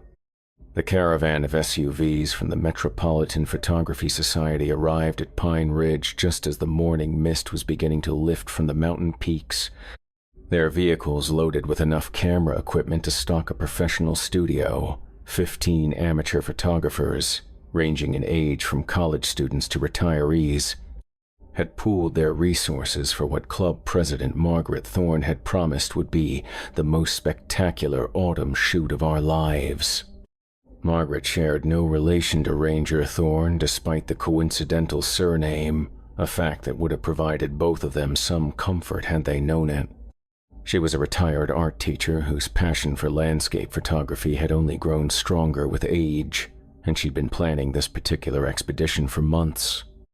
"The light conditions should be perfect," she announced as the group assembled their gear at the trailhead leading to Overlook Point.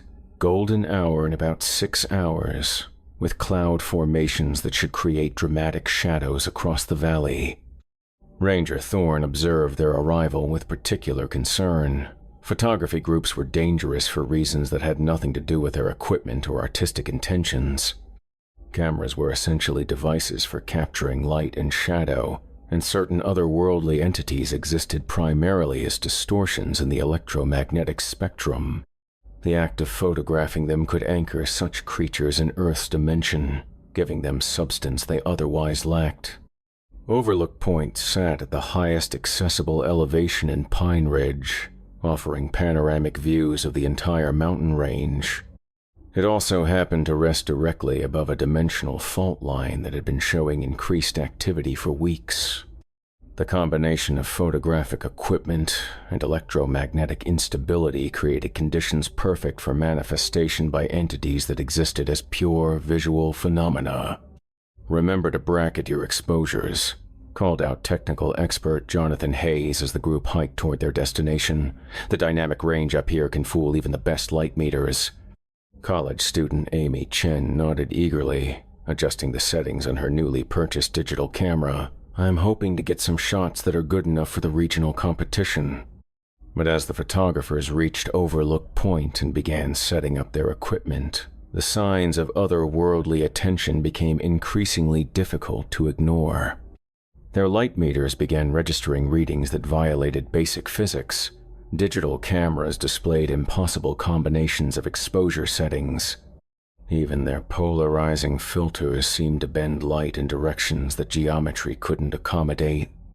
The visual parasite materialized not as a creature but as a corruption in the act of seeing itself, feeding on the process of observation and growing stronger each time someone tried to photograph it.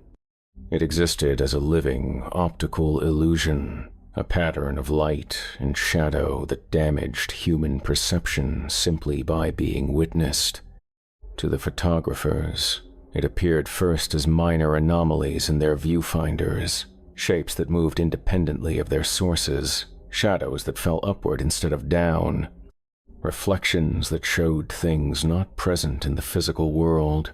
Each attempt to capture these impossibilities on film or digital sensor only made them more real.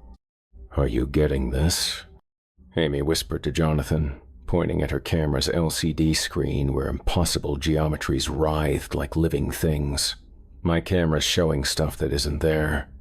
Jonathan checked his own equipment and found similar distortions, patterns of light that seemed to exist only when viewed through optical devices.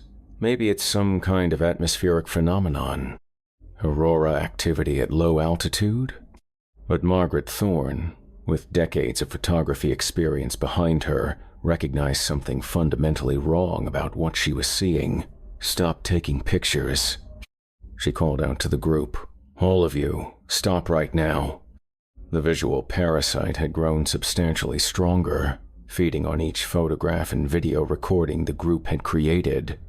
It was beginning to manifest physical presence, its impossible geometry starting to affect reality itself rather than merely perception. Ranger Thorne arrived at Overlook Point just as the entity reached critical manifestation threshold. The visual parasite was among the most dangerous creatures he'd encountered, capable of rewriting the fundamental laws of optics and perception within its area of influence. From his pack, he withdrew what appeared to be an antique camera from the early days of photography, its brass and leather construction suggesting it belonged in a museum rather than active use.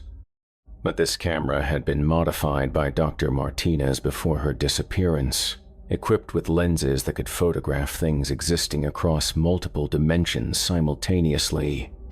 "Everyone close your eyes," Thorne commanded, his voice cutting through the group's confusion with absolute authority. "Don't look at anything. Don't try to photograph anything. Trust me completely." The photographers reluctantly complied, though their professional instincts screamed against missing what might be the most spectacular visual phenomenon any of them had ever encountered. But something in Thorne's voice suggested that looking might cost them more than just a missed photo opportunity. Thorne began photographing the visual parasite with his modified camera, each flash creating feedback loops that disrupted the creature's ability to process and corrupt visual information. The antique device was capturing the entity's true form, revealing its nature as a mathematical impossibility that couldn't exist when properly documented. "I can feel it watching us," Margaret whispered, her eyes squeezed tightly shut. "Even with my eyes closed, I can feel something looking at me." "Don't open them," Thorne replied, continuing his photographic assault on the entity. "No matter what you think you see behind your eyelids, keep them closed." The visual parasite made one final attempt to maintain its presence, flooding the area with light patterns designed to overload human visual processing. But Thorne's camera continued its work, each photograph fragmenting the creature's coherence until it could no longer sustain manifestation in Earth's dimension. With a sound like a kaleidoscope shattering in reverse, the entity dissolved back into whatever optical dimension had spawned it. The oppressive wrongness that had been building over Overlook Point dissipated like morning fog. "You can open your eyes now," Thorne said quietly. The photographers found themselves standing in perfectly normal mountain scenery, their equipment functioning properly and their light meters reading exactly what they should at this altitude and time of day. The impossible geometries and upward falling shadows had vanished as if they'd never existed. "What just happened?" Amy asked, checking her camera's memory card and finding only normal landscape photos with no trace of the anomalies she'd been recording. "Equipment. Malfunction," Margaret replied, though her voice suggested she knew it had been something more significant. "Mass hallucination caused by altitude and electromagnetic interference." They would complete their photography expedition without further incident, producing some of the finest landscape images any of them had ever captured. But none of their cameras would ever quite work the same way again, as if exposure to otherworldly optics had left permanent changes in their optical systems. Thorne watched them descend the mountain trail, then carefully stored his modified camera. The visual parasite was gone, but the dimensional fault line beneath Overlook Point remained active. Other entities would be drawn to this elevated position, seeking to feed on the electromagnetic signatures created by human technology. Chapter 12. The Reunion Committee. The bright yellow school bus from Jefferson High School's class of 2003 wheezed to a stop at Pine Ridge's main entrance, its engine ticking with the exhaustion of a vehicle that had seen better decades. 37 former classmates, now approaching their 40th birthdays, tumbled out with the forced enthusiasm of people determined to recapture something they'd lost without quite knowing what it was. "Can you believe it's been 21 years?" squealed former head cheerleader Brittany Walsh, her voice pitched with the same artificial brightness that had made her popular in high school. "It feels like yesterday." Class President Michael Davidson nodded with the practiced smile of someone who'd spent 2 decades in sales, masking his surprise at how much his former classmates had changed. "That's exactly why we needed to do this reunion camping trip. Get back to our roots. Remember who we really are." Ranger Thorne observed their arrival with the weariness of someone who'd seen too many groups attempt to relive their past in these woods. High school reunions were particularly dangerous, their participants carrying decades of accumulated regrets, unfulfilled dreams, and unresolved conflicts that created perfect feeding conditions for entities that thrived on emotional dysfunction. The group had reserved sites 30 through 35, creating a temporary village that buzzed with the desperate energy of people trying to prove their lives had turned out exactly as planned. But beneath the surface chatter and forced laughter, darker currents swirled, jealousy over others' success, shame about personal failures, and the gradual realization that the best years of their lives might already be behind them. Site 32, where they'd planned to hold their main gathering, sat directly over what the old maps called a sorrow stone, a geological formation that amplified negative emotions and broadcast them across dimensional boundaries. The combination of middle-aged regret and otherworldly resonance created conditions perfect for manifestation by entities that fed on human disappointment. "Look, there's Danny Morrison," whispered former drama club president Sarah Chen, nodding toward a man who stood apart from the group with the practiced isolation of someone who'd never quite fit in. Still weird after all these years. Danny had been the class outcast, the quiet kid who'd endured 4 years of subtle cruelty and social exclusion. He'd only come to the reunion out of morbid curiosity, wondering if his former classmates had grown enough to acknowledge their past behavior. As the evening progressed and alcohol loosened tongues that had been carefully controlled for decades, the signs of otherworldly attention became increasingly obvious. Old rivalries resurfaced with surprising venom. Former friends discovered grudges they'd forgotten they harbored. The carefully maintained facades of adult success began to crack, revealing the insecure teenagers that still lived beneath middle-aged exteriors. The regression wraith materialized slowly, feeding on the growing tide of adolescent emotions that the reunion had unleashed. It existed to trap people in their worst memories, forcing them to relive their most painful moments until those experiences consumed their entire identity. To the former classmates, The manifestation appeared as a gradual blurring of time and memory. The campfire began to look like the gymnasium where they'd held their senior prom. Their camping gear transformed into the desks and lockers that had defined their high school experience. Even their fellow alumni seemed to shift between their current appearances and their teenage selves. God, I hated this place, muttered former valedictorian Jessica Torres, staring at what she saw as the chemistry lab where she'd spent countless hours studying. 4 years of my life I'll never get back. At least you were smart, replied former football captain Tom Bradley, his voice thick with regret. I peaked at 17 and spent the next 20 years pretending it didn't matter.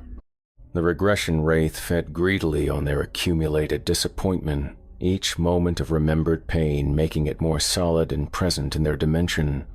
Soon it would trap them permanently in their teenage personas, forcing them to relive high school for eternity while their adult selves slowly withered away. Thorne moved through the chaos of overlapping timelines with the confidence of someone who'd learned to navigate by landmarks that existed outside normal chronology. The regression wraith was particularly cruel, destroying people not by killing them but by trapping them in the worst versions of themselves. From his pack, he withdrew what appeared to be an ordinary high school yearbook, but its pages contained photographs and signatures from schools that had never existed. Students who'd lived lives of perfect happiness and complete fulfillment. Dr. Martinez had created it as a vision of what adolescence could be like without the pain and cruelty that seemed inevitable in human social development. But the yearbook alone wouldn't be enough to break the Wraith's hold on the reunion group. Thorne needed them to confront their memories honestly, to acknowledge both the pain and the growth that had occurred in the decades since graduation. Michael Davidson, Thorne called out, stepping into the center of their temporal confusion. What did you learn after high school that you wish you'd known at 17? Michael looked up from what he perceived as his old student council meeting, confusion replacing the familiar anxiety of teenage responsibility, that none of it mattered as much as we thought it did. The popularity contests, the grades, the social hierarchies. And what did matter? Thorne asked, opening the idealized yearbook to images of students supporting each other instead of competing, celebrating differences instead of enforcing conformity. The people who were kind, Michael said with growing clarity. The teachers who cared. The moments when we helped each other instead of tearing each other down. One by one, the other alumni began to share their own insights, their adult wisdom creating interference patterns in the Wraith's feeding process. Each acknowledgement of growth and learning weakened the creature's ability to trap them in their adolescent pain. Danny, Brittany said, turning toward the man who'd always stood apart from their group. I owe you an apology. We were cruel to you, and you didn't deserve it. Danny looked at her with surprise, his own memories beginning to shift as the group's collective acknowledgement changed the emotional resonance of their shared past. We were kids, he said simply. We were all figuring things out. The regression wraith let out a sound like old lockers slamming shut forever, its form dissolving as the weight of genuine maturity overwhelmed its capacity to maintain temporal displacement. With a final echo of distant school bells, it collapsed back into whatever nostalgic dimension had spawned it. The alumni found themselves sitting around their campfire in the present moment, their adult selves intact, and somehow more comfortable with who they'd become. They would complete their reunion with actual reconciliation instead of forced nostalgia. Thank you, Sarah said to Thorne, though she wasn't entirely sure what she was thanking him for. You've helped us remember something important. Thorne nodded and withdrew into the forest shadows, his own high school memories stirring with familiar pain. Each intervention was becoming more personal, the entities seeming to target the specific vulnerabilities of both their victims and their guardian. Chapter 13. The Wellness Retreat. The convoy of hybrid vehicles from the Harmony Healing Center arrived at Pine Ridge like a parade of expensive good intentions. their occupants radiating the kind of aggressive positivity that only comes from people who've paid significant money to improve themselves. 12 participants in Dr. Vanessa Sterling's Wilderness Awakening program had traveled from 3 different states for what promised to be a transformative journey into authentic self-discovery. "Welcome, beautiful souls," Dr. Sterling announced as her clients gathered around the luxury camping setup that her assistants had prepared. "For the next 3 days, we're going to strip away the false personas that society has imposed on us and reconnect with our true, unlimited potential." Ranger Thorne watched the group assemble with growing unease.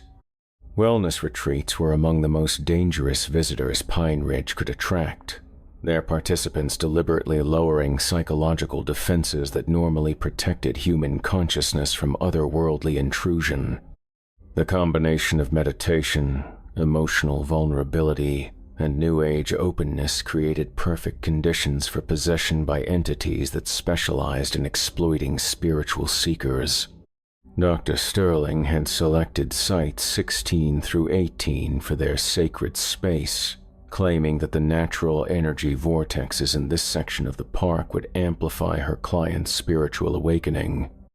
What she didn't know was that these sites sat directly over a dimensional membrane that had been stretched thin by decades of paranormal activity, creating a gateway that drew entities from realms where human concepts of enlightenment took on very different meanings. "I can already feel the energy here," whispered marketing executive Patricia Wong, closing her eyes and extending her arms toward the forest. "It's like the trees are speaking directly to my soul." Life coach Marcus Thompson nodded sagely, though privately he was calculating how this retreat experience might enhance his own professional credibility. "The vibrational frequency is definitely higher than anything I've experienced in urban environments." As the group settled into their first guided meditation session, the signs of otherworldly attention became increasingly obvious to anyone who knew what to look for. The air around their circle began to shimmer with colors that existed outside the normal visible spectrum. Electronic devices started registering electromagnetic signatures that followed patterns found in no earthly source. Even the natural sounds of the forest fell silent, as if the local wildlife had fled to safer regions. The Enlightenment parasite materialized not as a visible entity, but as a corruption in the process of spiritual seeking itself, feeding on the desperate hunger for meaning and transcendence that drove people to pay thousands of dollars for weekend workshops. It existed to offer false wisdom, growing stronger by replacing authentic insight with addictive spiritual experiences that left its victims permanently dependent on otherworldly guidance. To the retreat participants, the manifestation appeared as a profound deepening of their meditative state. Colors became more vivid, thoughts became more profound, and the boundaries between self and universe began to dissolve in ways that felt like the ultimate spiritual breakthrough. "I can see it all," Patricia gasped, her eyes wide with the fevered intensity of someone experiencing visions. "The cosmic web that connects everything, the infinite love that flows through all creation." "Yes, Doctor." Sterling breathed, her own consciousness already beginning to fragment under the entity's influence. "This is what we came here to find, pure, unfiltered divine connection." But what they were experiencing wasn't enlightenment, it was spiritual predation. The Enlightenment parasite was feeding them carefully crafted illusions designed to make them crave more contact with otherworldly sources of wisdom. Soon they would become permanently addicted to its false insights, spending the rest of their lives chasing transcendent experiences that would never satisfy their artificially enhanced spiritual hunger. Thorne approached the meditation circle with the careful movements of someone who'd learned that spiritual openness could be as dangerous as any physical vulnerability. The Enlightenment parasite was one of the most insidious entities he'd encountered, destroying people not through direct attack but by corrupting their deepest spiritual aspirations. From his pack, He withdrew what appeared to be a simple wooden prayer wheel, its surface carved with symbols that represented authentic spiritual traditions from across human history. Dr. Martinez had blessed it according to ceremonies that predated organized religion, charging it with energies that could distinguish between genuine transcendence and otherworldly manipulation. But the prayer wheel alone wouldn't be enough to break the entity's hold on the retreat group. Thorne needed them to recognize the difference between authentic spiritual experience and addictive spiritual entertainment, to choose the harder path of genuine growth over the easier path of manufactured enlightenment. "Dr. Sterling," Thorne called out, stepping into the center of their circle uninvited, "what did your first real spiritual teacher tell you about the difference between genuine insight and spiritual materialism?" Sterling looked up from her trance state, confusion replacing the artificial bliss that had been consuming her consciousness. "I don't understand what you're asking." "Your first real teacher," Thorne repeated, spinning the prayer wheel to create interference patterns in the parasite's feeding process. "The one who taught you that authentic spirituality requires work, discipline, and the willingness to face uncomfortable truths about yourself." The question seemed to pierce through the fog of false enlightenment that had been overwhelming the group. Sterling's expression began to clear as she remembered her early spiritual mentor, an elderly Buddhist monk who'd emphasized the importance of doubt, questioning, and gradual progress rather than dramatic breakthroughs. He said that if a spiritual experience makes you feel special or chosen, it's probably not genuine. She said slowly, her voice losing its New Age polish. "Real wisdom is usually uncomfortable and humbling." One by one, the other participants began to remember their own authentic spiritual experiences, moments of genuine insight that had come through patience and effort rather than weekend workshops and expensive retreats. Each recovered memory weakened the Enlightenment parasite's hold on them. "My grandmother's prayers," Patricia said with growing clarity. "She never talked about cosmic consciousness or vibrational frequencies. She just lived with kindness and helped people when they needed it. And she was happier than anyone I've ever met," added Marcus, his own artificial spiritual hunger beginning to subside, because she didn't need to be special or enlightened. She just needed to be useful. The Enlightenment parasite let out a sound like 1,000 meditation bells cracking simultaneously, its form dissolving as the weight of authentic spiritual wisdom overwhelmed its capacity to process and corrupt. With a final whisper of displaced cosmic air, it collapsed back into whatever transcendental dimension had spawned it. The retreat participants found themselves sitting in normal consciousness, their spiritual experiences genuine, but appropriately humble rather than grandiose. They would complete their wilderness awakening with actual insights into their own patterns and behaviors instead of false visions of cosmic specialness. "Thank you, Doctor," Sterling said to Thorne, her voice carrying the quiet authority of someone who'd rediscovered authentic spiritual grounding. "You've reminded us what real teaching looks like." Thorne nodded and melted back into the forest shadows, his own spiritual journey stirring with familiar questions. Each intervention was forcing him to confront his own relationship with the transcendent, his own search for meaning in a world that contained both beauty and horror beyond human comprehension. Chapter 14. The Urban Explorers. The modified panel van from the underground documentation project pulled into Pine Ridge's most remote parking area just as midnight struck on the dashboard clock.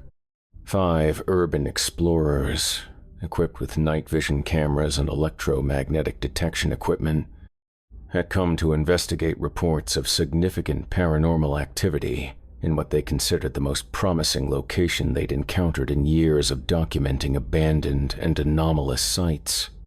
"According to the forums, this place has everything," announced team leader Jake Morrison, consulting a tablet loaded with eyewitness accounts and blurry photographs.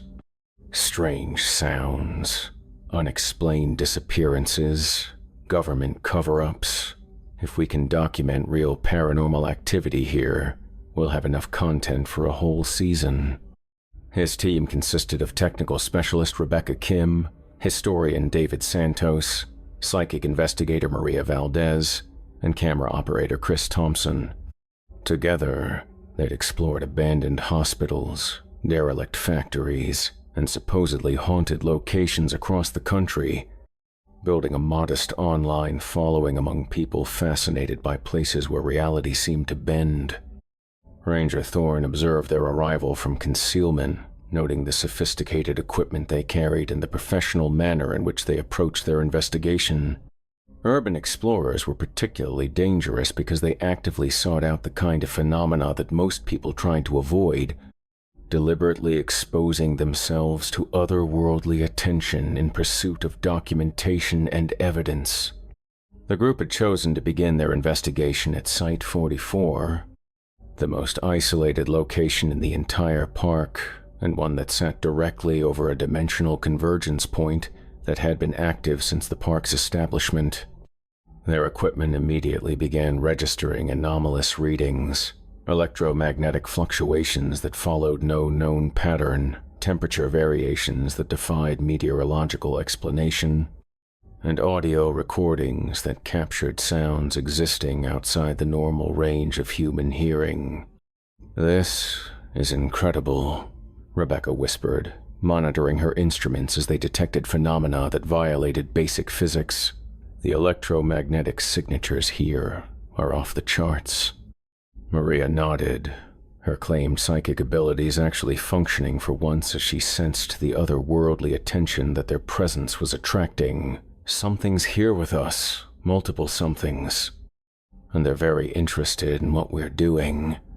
As the team set up their investigation equipment, the signs of impending manifestation became impossible to ignore. Their night vision cameras began detecting shapes that moved independently of any physical source. Audio equipment picked up voices speaking in languages that predated human speech. Even their digital thermometers started registering temperatures that suggested the presence of absolute zero in specific locations. The documentation entity materialized slowly, feeding on the team's desire to record and preserve evidence of otherworldly phenomena. It existed to be witnessed and documented, growing stronger each time someone attempted to capture proof of its existence.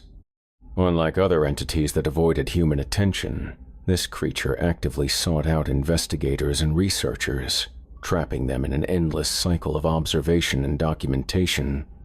To the urban explorers, it appeared as the perfect paranormal encounter: clear visual manifestations, undeniable audio evidence, and electromagnetic readings that would silence any skeptic. Their equipment recorded everything with crystal clarity, capturing footage that would make their reputation as serious paranormal investigators. "Are you getting this?" Jake breathed, watching his cameras capture what appeared to be a humanoid figure, composed of pure shadow moving through their campsite. "This is the most detailed paranormal documentation anyone's ever achieved. The audio's incredible too," Chris added, monitoring his recording equipment as it captured voices that seemed to be commenting on their investigation in real time. "It's like they're talking directly to us." But what they were documenting wasn't evidence of paranormal activity. It was a carefully orchestrated performance designed to trap them in the role of eternal witnesses. The documentation entity was feeding on their obsession with proof and evidence, slowly transforming them into extensions of itself rather than independent investigators. Maria was the first to sense something wrong about their perfect paranormal encounter. "This is too convenient," she said, her genuine psychic sensitivity cutting through the entity's deceptions. "Real paranormal activity isn't this accommodating to investigators." Thorne approached their investigation site with the knowledge that the documentation entity was among the most seductive entities he'd encountered, offering people exactly what they thought they wanted while slowly consuming their capacity for independent thought and action. From his pack, he withdrew what appeared to be an antique film camera from the early days of photography, its mechanical construction suggesting an era when documentation required genuine skill and patience rather than digital convenience. But this camera had been modified to photograph truth rather than mere appearance, revealing the underlying reality behind otherworldly deceptions. "Turn off your equipment," Thorne commanded, his voice cutting through the group's fascination with their unprecedented documentation success. "All of it, right now." Jake looked up from his monitors with the expression of someone being asked to abandon a lifetime's work. "Are you insane? We're documenting the most significant paranormal encounter in history." "You're documenting exactly what it wants you to document," Thorne replied, raising his antique camera to photograph the documentation entity's true form. "And every second you keep recording, it gets stronger." His camera's flash revealed the creature's actual nature, a parasitic intelligence that existed by convincing people to observe and record it, feeding on their attention until they became nothing more than biological recording devices serving its hunger for documentation. "My God," Rebecca whispered, looking at her instruments with new understanding. "It's been manipulating our equipment, showing us exactly what we wanted to see." The documentation entity made one final attempt to maintain its hold on the investigation team, flooding their equipment with perfect evidence of its existence. But Thorne continued photographing with his truth-revealing camera, each image fragmenting the creature's carefully constructed performance. With a sound like 1,000 hard drives crashing simultaneously, the entity's illusions collapsed, leaving the urban explorers with equipment full of static and white noise instead of the revolutionary documentation they thought they were capturing. "What just happened to our footage?" Chris asked, checking his cameras and finding nothing but electromagnetic interference where once there had been clear paranormal evidence. "You discovered the difference between what's real and what wants to be recorded," Thorne replied, carefully storing his antique camera. "Sometimes the most important truth is the one that can't be documented." The team would return to the city with empty memory cards and the frustrating knowledge that they'd encountered something extraordinary that couldn't be shared or proven. But they would also carry the wisdom that some mysteries were meant to remain mysterious. Chapter 15. The Search and Rescue Training. The convoy of official vehicles from the State Emergency Response Division arrived at Pine Ridge just after dawn, their occupants radiating the controlled urgency of people whose job was saving lives in impossible situations. 15 search and rescue specialists, led by Commander Sarah Martinez, had come to Pine Ridge for advanced wilderness training exercises designed to prepare them for the most challenging rescue scenarios they might encounter. "Remember, people," Commander Martinez announced as her team assembled their gear, "the mountains don't care about your training or experience. They'll kill you just as quickly as they'll kill the people we're here to rescue. Stay alert, stay alive, and get the job done." Ranger Thorne watched the team prepare with particular concern. Search and rescue personnel were among the most vulnerable visitors Pine Ridge could attract, their training driving them to investigate exactly the kinds of dangerous situations that most people avoided. Their professional competence and life-saving mission created psychological profiles that drew entities from across dimensional boundaries. The team had come to investigate reports of missing hikers in the most remote section of the park, an area that Thorne knew contained multiple dimensional weak points and had been the source of disappearances for decades. Their mission was to conduct training exercises while simultaneously searching for 3 college students who'd vanished without a trace the previous weekend. The last known position was Grid Reference 7 Alpha, reported technical specialist James Wong, consulting GPS coordinates that would lead them directly into the heart of the park's most dangerous region. No distress signals, no equipment found, no trace evidence of their passage. Deputy Commander Lisa Chen nodded grimly, her experience telling her that cases with this little evidence rarely ended well. "We'll work in 3 teams. Standard search pattern, full safety protocols. If these kids are still alive out there, we're their best hope." As the search team spread out across the mountainous terrain, the signs of otherworldly attention became increasingly obvious to anyone who knew what to look for. Radio communications began experiencing interference that followed patterns found in no earthly source. GPS units started providing contradictory readings. Even their emergency beacons seemed to drift in and out of contact with satellites. The rescuer's paradox materialized slowly, feeding on the team's professional dedication and their willingness to risk their own lives for others. It existed to corrupt the rescue impulse, growing stronger by transforming life-saving missions into elaborate traps that claimed both rescuers and victims. To the search and rescue team, the manifestation appeared as increasingly desperate distress signals from the missing hikers, voices calling for help from impossible distances. Emergency beacon activations that led deeper into dangerous terrain, and evidence trails that seemed designed to guide rescuers into the most hazardous areas of the park. "I've got voice contact," reported team leader Kevin Walsh, his radio crackling with what sounded like a young woman crying for help. "Female, approximately 20 years old, says she's trapped in a ravine about 2 clicks north of our position." "Copy that," Commander Martinez replied, feeling the familiar surge of adrenaline that came with active rescue operations. "Teams 2 and 3 converge on Walsh's position. Let's bring these kids home." But the voices weren't coming from missing hikers.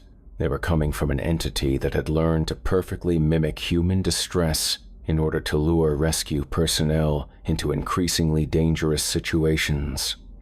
Each response to a false emergency call weakened the team's position and drew them deeper into terrain where normal rescue protocols became impossible to follow. Thorne tracked the search teams through the forest, knowing that the rescuer's paradox was among the cruelest entities he'd encountered. It destroyed people not through direct attack but by corrupting their noblest impulses, turning their desire to save lives into a weapon against them. From his pack, he withdrew what appeared to be an ordinary rescue beacon, but its modifications would have mystified any earthly engineer. Dr. Martinez had designed it before her disappearance, a device capable of distinguishing between genuine human distress signals and otherworldly mimicry. But the beacon alone wouldn't be enough to save the search and rescue team. Thorne needed them to recognize that their professional training, while valuable in normal circumstances, could become a liability when dealing with entities that understood and exploited human nature. "Commander Martinez," Thorne's voice cut through the radio chatter as he activated an emergency frequency. "This is Ranger Thorne. Abort the search immediately and return to base camp." Martinez looked up from her map with the expression of someone being asked to abandon her sacred duty. "Negative, Ranger. We have active voice contact with survivors. We're not abandoning these kids." "Those aren't kids," Thorne replied, consulting his modified beacon as it revealed the true source of the distress signals. "And following those voices is going to get your entire team killed." The statement sent a chill through the assembled rescue workers, their professional instincts warring with the growing evidence that something was fundamentally wrong about their mission. The distress calls were coming from too many directions simultaneously. The GPS coordinates led to locations that shouldn't exist according to topographical maps. "Sir," reported Team Leader Walsh, his voice tight with confusion, "the voice contact just multiplied. I'm now hearing the same woman calling for help from 6 different locations." Commander Martinez felt her professional certainty begin to crack as she realized that no human survivor could be in multiple places simultaneously. "All teams, hold position. Something's not right here."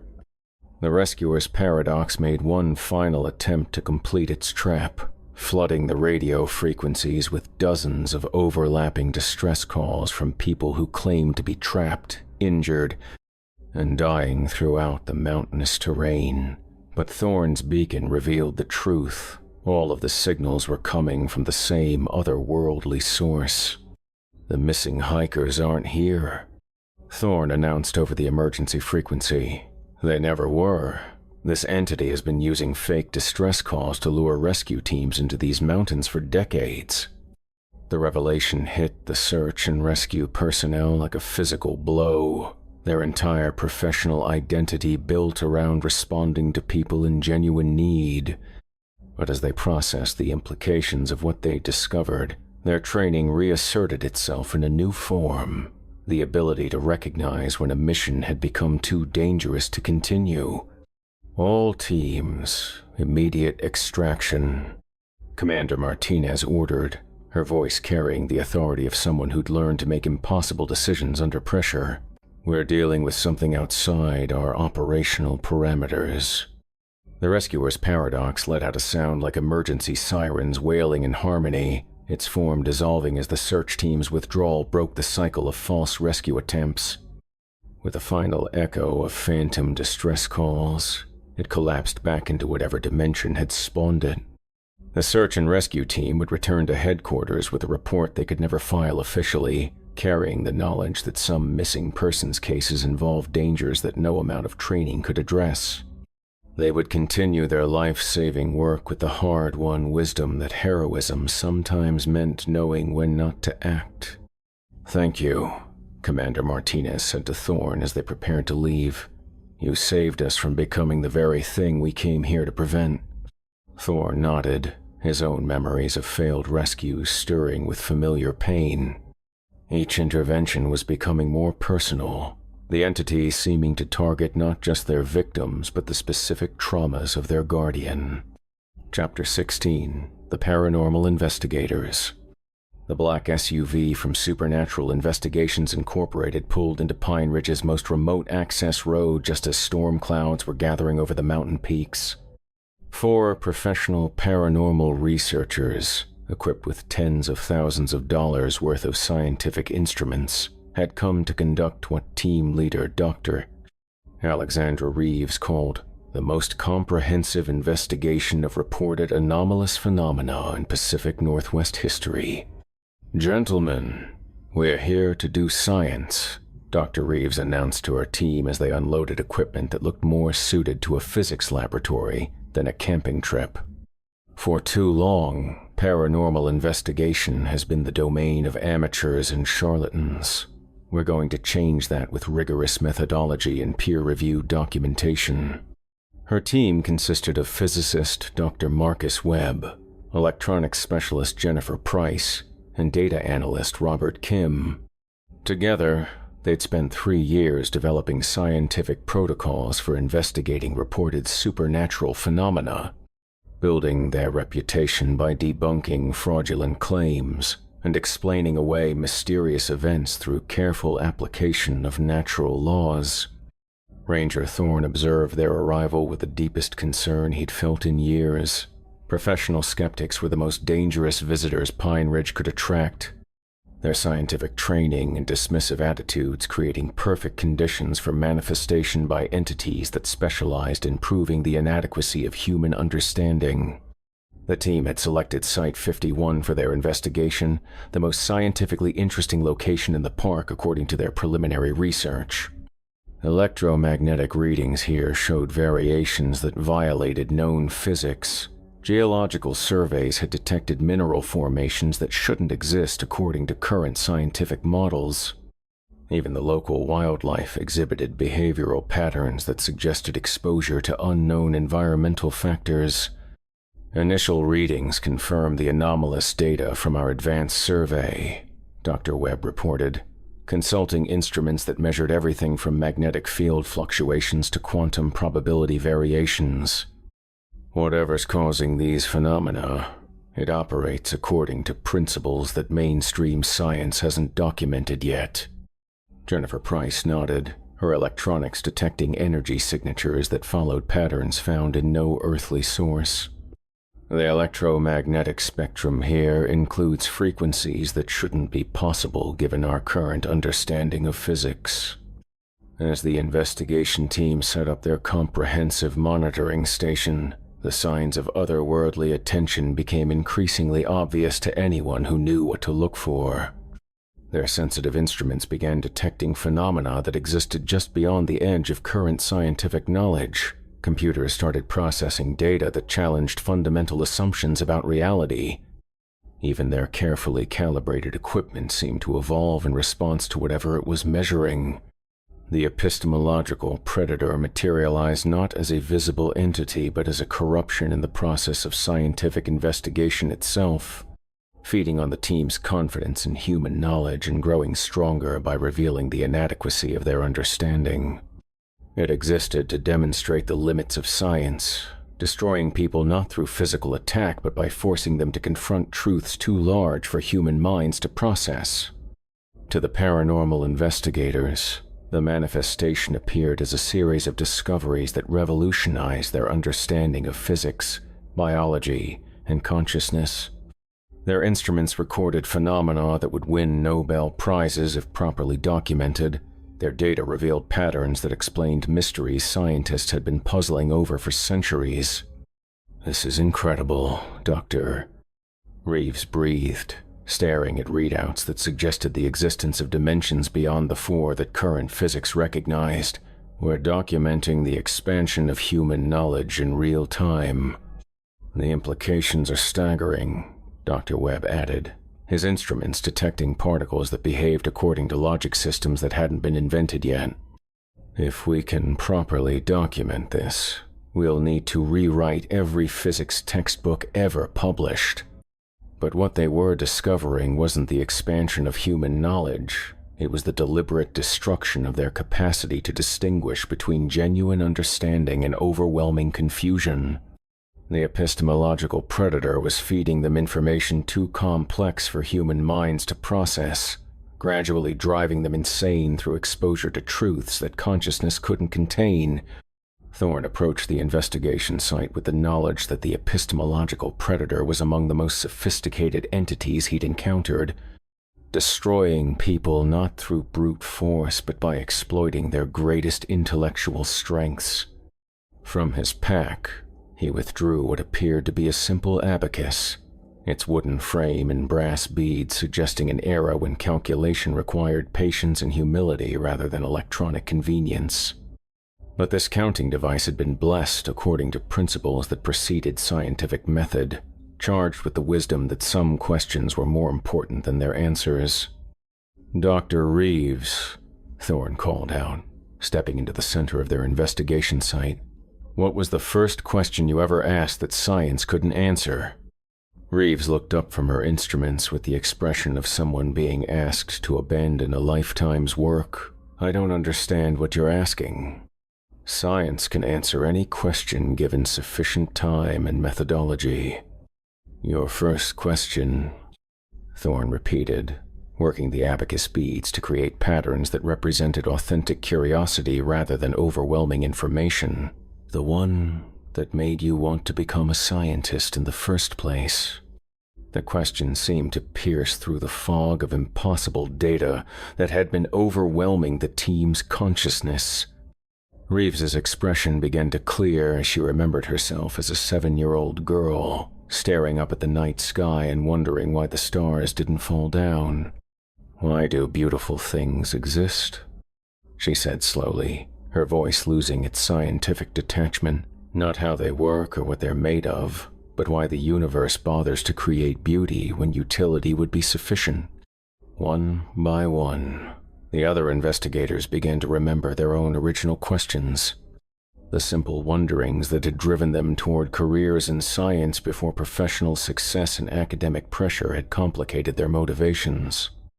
"Why do people dream?" Dr. Webb said with growing clarity. "Not the neurological mechanisms, but why consciousness creates experiences that have no survival value." "Why does music make us cry?" Jennifer added, her instruments finally registering something she could understand, her own heartbeat responding to memories of songs that had moved her as a child. The epistemological predator let out a sound like a library full of textbooks, spontaneously combusting, its form dissolving as the weight of authentic curiosity overwhelmed its capacity to provide overwhelming answers. With a final whisper of displaced academic air, it collapsed back into whatever intellectual dimension had spawned it. The investigation team found themselves sitting with instruments that worked normally and questions that mattered personally rather than professionally. They would return to their universities with data they couldn't publish and wisdom they couldn't quantify.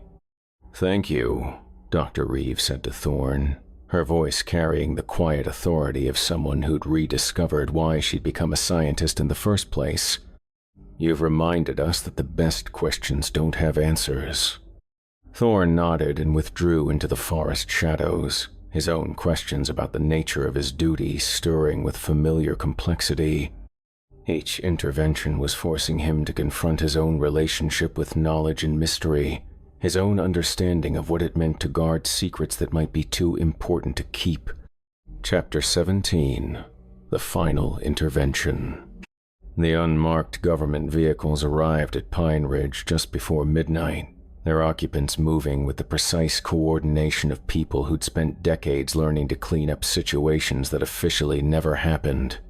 12 specialists from a department that existed in no public records had come to investigate reports of persistent anomalous activity that threatened to expose phenomena the government had been covering up since the 1940s. Satellite imagery confirms multiple dimensional breach points throughout this sector, reported Field Commander Elizabeth Hayes, consulting classified documents that detailed decades of otherworldly incursions. Command wants a permanent solution, whatever the cost. Her team consisted of quantum physicists, dimensional engineers, and tactical specialists, whose job was implementing solutions that mainstream science couldn't even conceptualize. They'd been sent to Pine Ridge with orders to seal the dimensional weak points permanently, regardless of collateral damage. Ranger William Thorne watched their arrival from concealment, knowing that this moment had been inevitable since 1982. For 43 years, he'd been holding back forces that existed beyond human understanding, buying time for a solution that might never come. Now the government had decided to attempt a final intervention that could either save the world or destroy it. The team had brought equipment that violated several international treaties and definitely broke the laws of physics, dimensional resonance generators capable of sealing rifts between worlds, quantum containment fields that could isolate otherworldly entities, and if those failed, nuclear charges specifically designed to fracture reality itself rather than merely destroying matter. "Initial scans confirm the Ranger's reports," announced Dr. Sarah Chen, consulting instruments that measured phenomena most people couldn't perceive. "We're looking at 17 active breach points, with instability that's been building for decades." What the government team didn't know was that Thorne had been more than just a guardian. He'd been a living seal, his presence somehow stabilizing the dimensional barriers through methods he'd never fully understood. Dr. Martinez had explained some of it before her disappearance, but the full truth had died with her. As the specialists began setting up their containment equipment around the park's primary nexus points, the signs of impending catastrophe became increasingly obvious to anyone who knew what to look for. The dimensional barriers weren't just weak. They were actively failing, held together only by Thorne's 4-decade vigil. All 18 chapters of otherworldly encounters had been building toward this moment. Each entity Thorne had banished had weakened the barriers further. Each intervention had cost him more of his humanity. He was no longer the young ranger who'd taken this job in 1982. He was something else entirely, something that existed between worlds. The final convergence began not as a single manifestation, but as a simultaneous eruption of every dimensional weak point in Pine Ridge. Reality cracked like glass under pressure, releasing entities that had been waiting beyond the barriers for decades. The Shade Feeder, the Geometrid, the Resonance Wraith, and all the others came flooding back into Earth's dimension, drawn by the government team's attempt to manipulate forces they didn't understand. "All containment fields have failed," Dr. Chen reported, her voice tight with professional terror. "The dimensional barriers are collapsing simultaneously across the entire park." Commander Hayes reached for the nuclear option, knowing that destroying Pine Ridge completely might be the only way to prevent otherworldly entities from spreading into the wider world. "Prepare for quantum detonation. We'll sacrifice this sector to save the rest of the planet." But Thorne stepped forward, his weathered face calm with the acceptance of someone who'd always known this day would come. "There's another way." For 43 years, he'd been learning the true nature of his role in this place. He wasn't just a guardian, he was a bridge between dimensions, his human consciousness serving as a buffer that allowed otherworldly entities to exist without destroying reality. If he removed himself from the equation permanently, the dimensional barriers would stabilize at the cost of trapping him between worlds forever. "The entities aren't evil," Thorne explained to the government team as reality continued to fracture around them. "They're just different. They need somewhere to exist, and I've been helping them find it without destroying our world." From his pack, he withdrew the final tool Dr. Martinez had given him, a device that looked like a compass but pointed toward dimensional anchor points rather than magnetic north. By using it to navigate into the space between worlds, he could become a permanent seal, holding the barriers closed from the inside. "Sir, we can't let you do this," Commander Hayes protested, recognizing the sacrifice Thorne was proposing. "There has to be another solution." "There is," Thorne replied, activating the dimensional compass and feeling reality begin to shift around him. "But it requires someone to stay behind and make sure the door stays closed." The otherworldly entities sensed what was happening and began to withdraw, understanding that their window into Earth's dimension was closing permanently. One by one, they faded back into their native realms, their forms becoming translucent as the barriers between worlds grew solid once again. Thorne felt himself beginning to fade as well, his consciousness stretching across multiple dimensions as he became the living seal that would protect Earth from further incursions.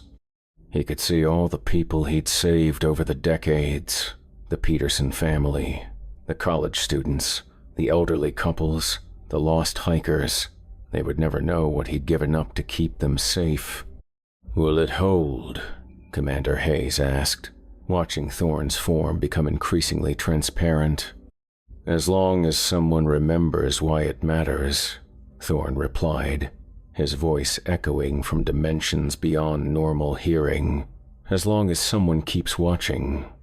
With a final shimmer of displaced air, Ranger William Thorne disappeared into the space between worlds, becoming a guardian that existed everywhere and nowhere simultaneously. The dimensional barriers solidified, the otherworldly entities retreated, and Pine Ridge became just another state park where families could camp without fear. The government team packed up their equipment and filed reports that would be classified for the next century. The official record would show that Ranger Thorne had taken early retirement and moved to an undisclosed location. Visitors to Pine Ridge would never again encounter otherworldly entities or impossible phenomena. But sometimes, on quiet nights when the wind moves through the pines in patterns that seem almost deliberate, campers report seeing a figure watching them from the treeline. A weathered man in a ranger's uniform who never approaches but never quite disappears, standing guard over thin places where worlds touch and love must triumph over forces too terrible to name. He has been watching over us since 1982, and he always will be, or is he?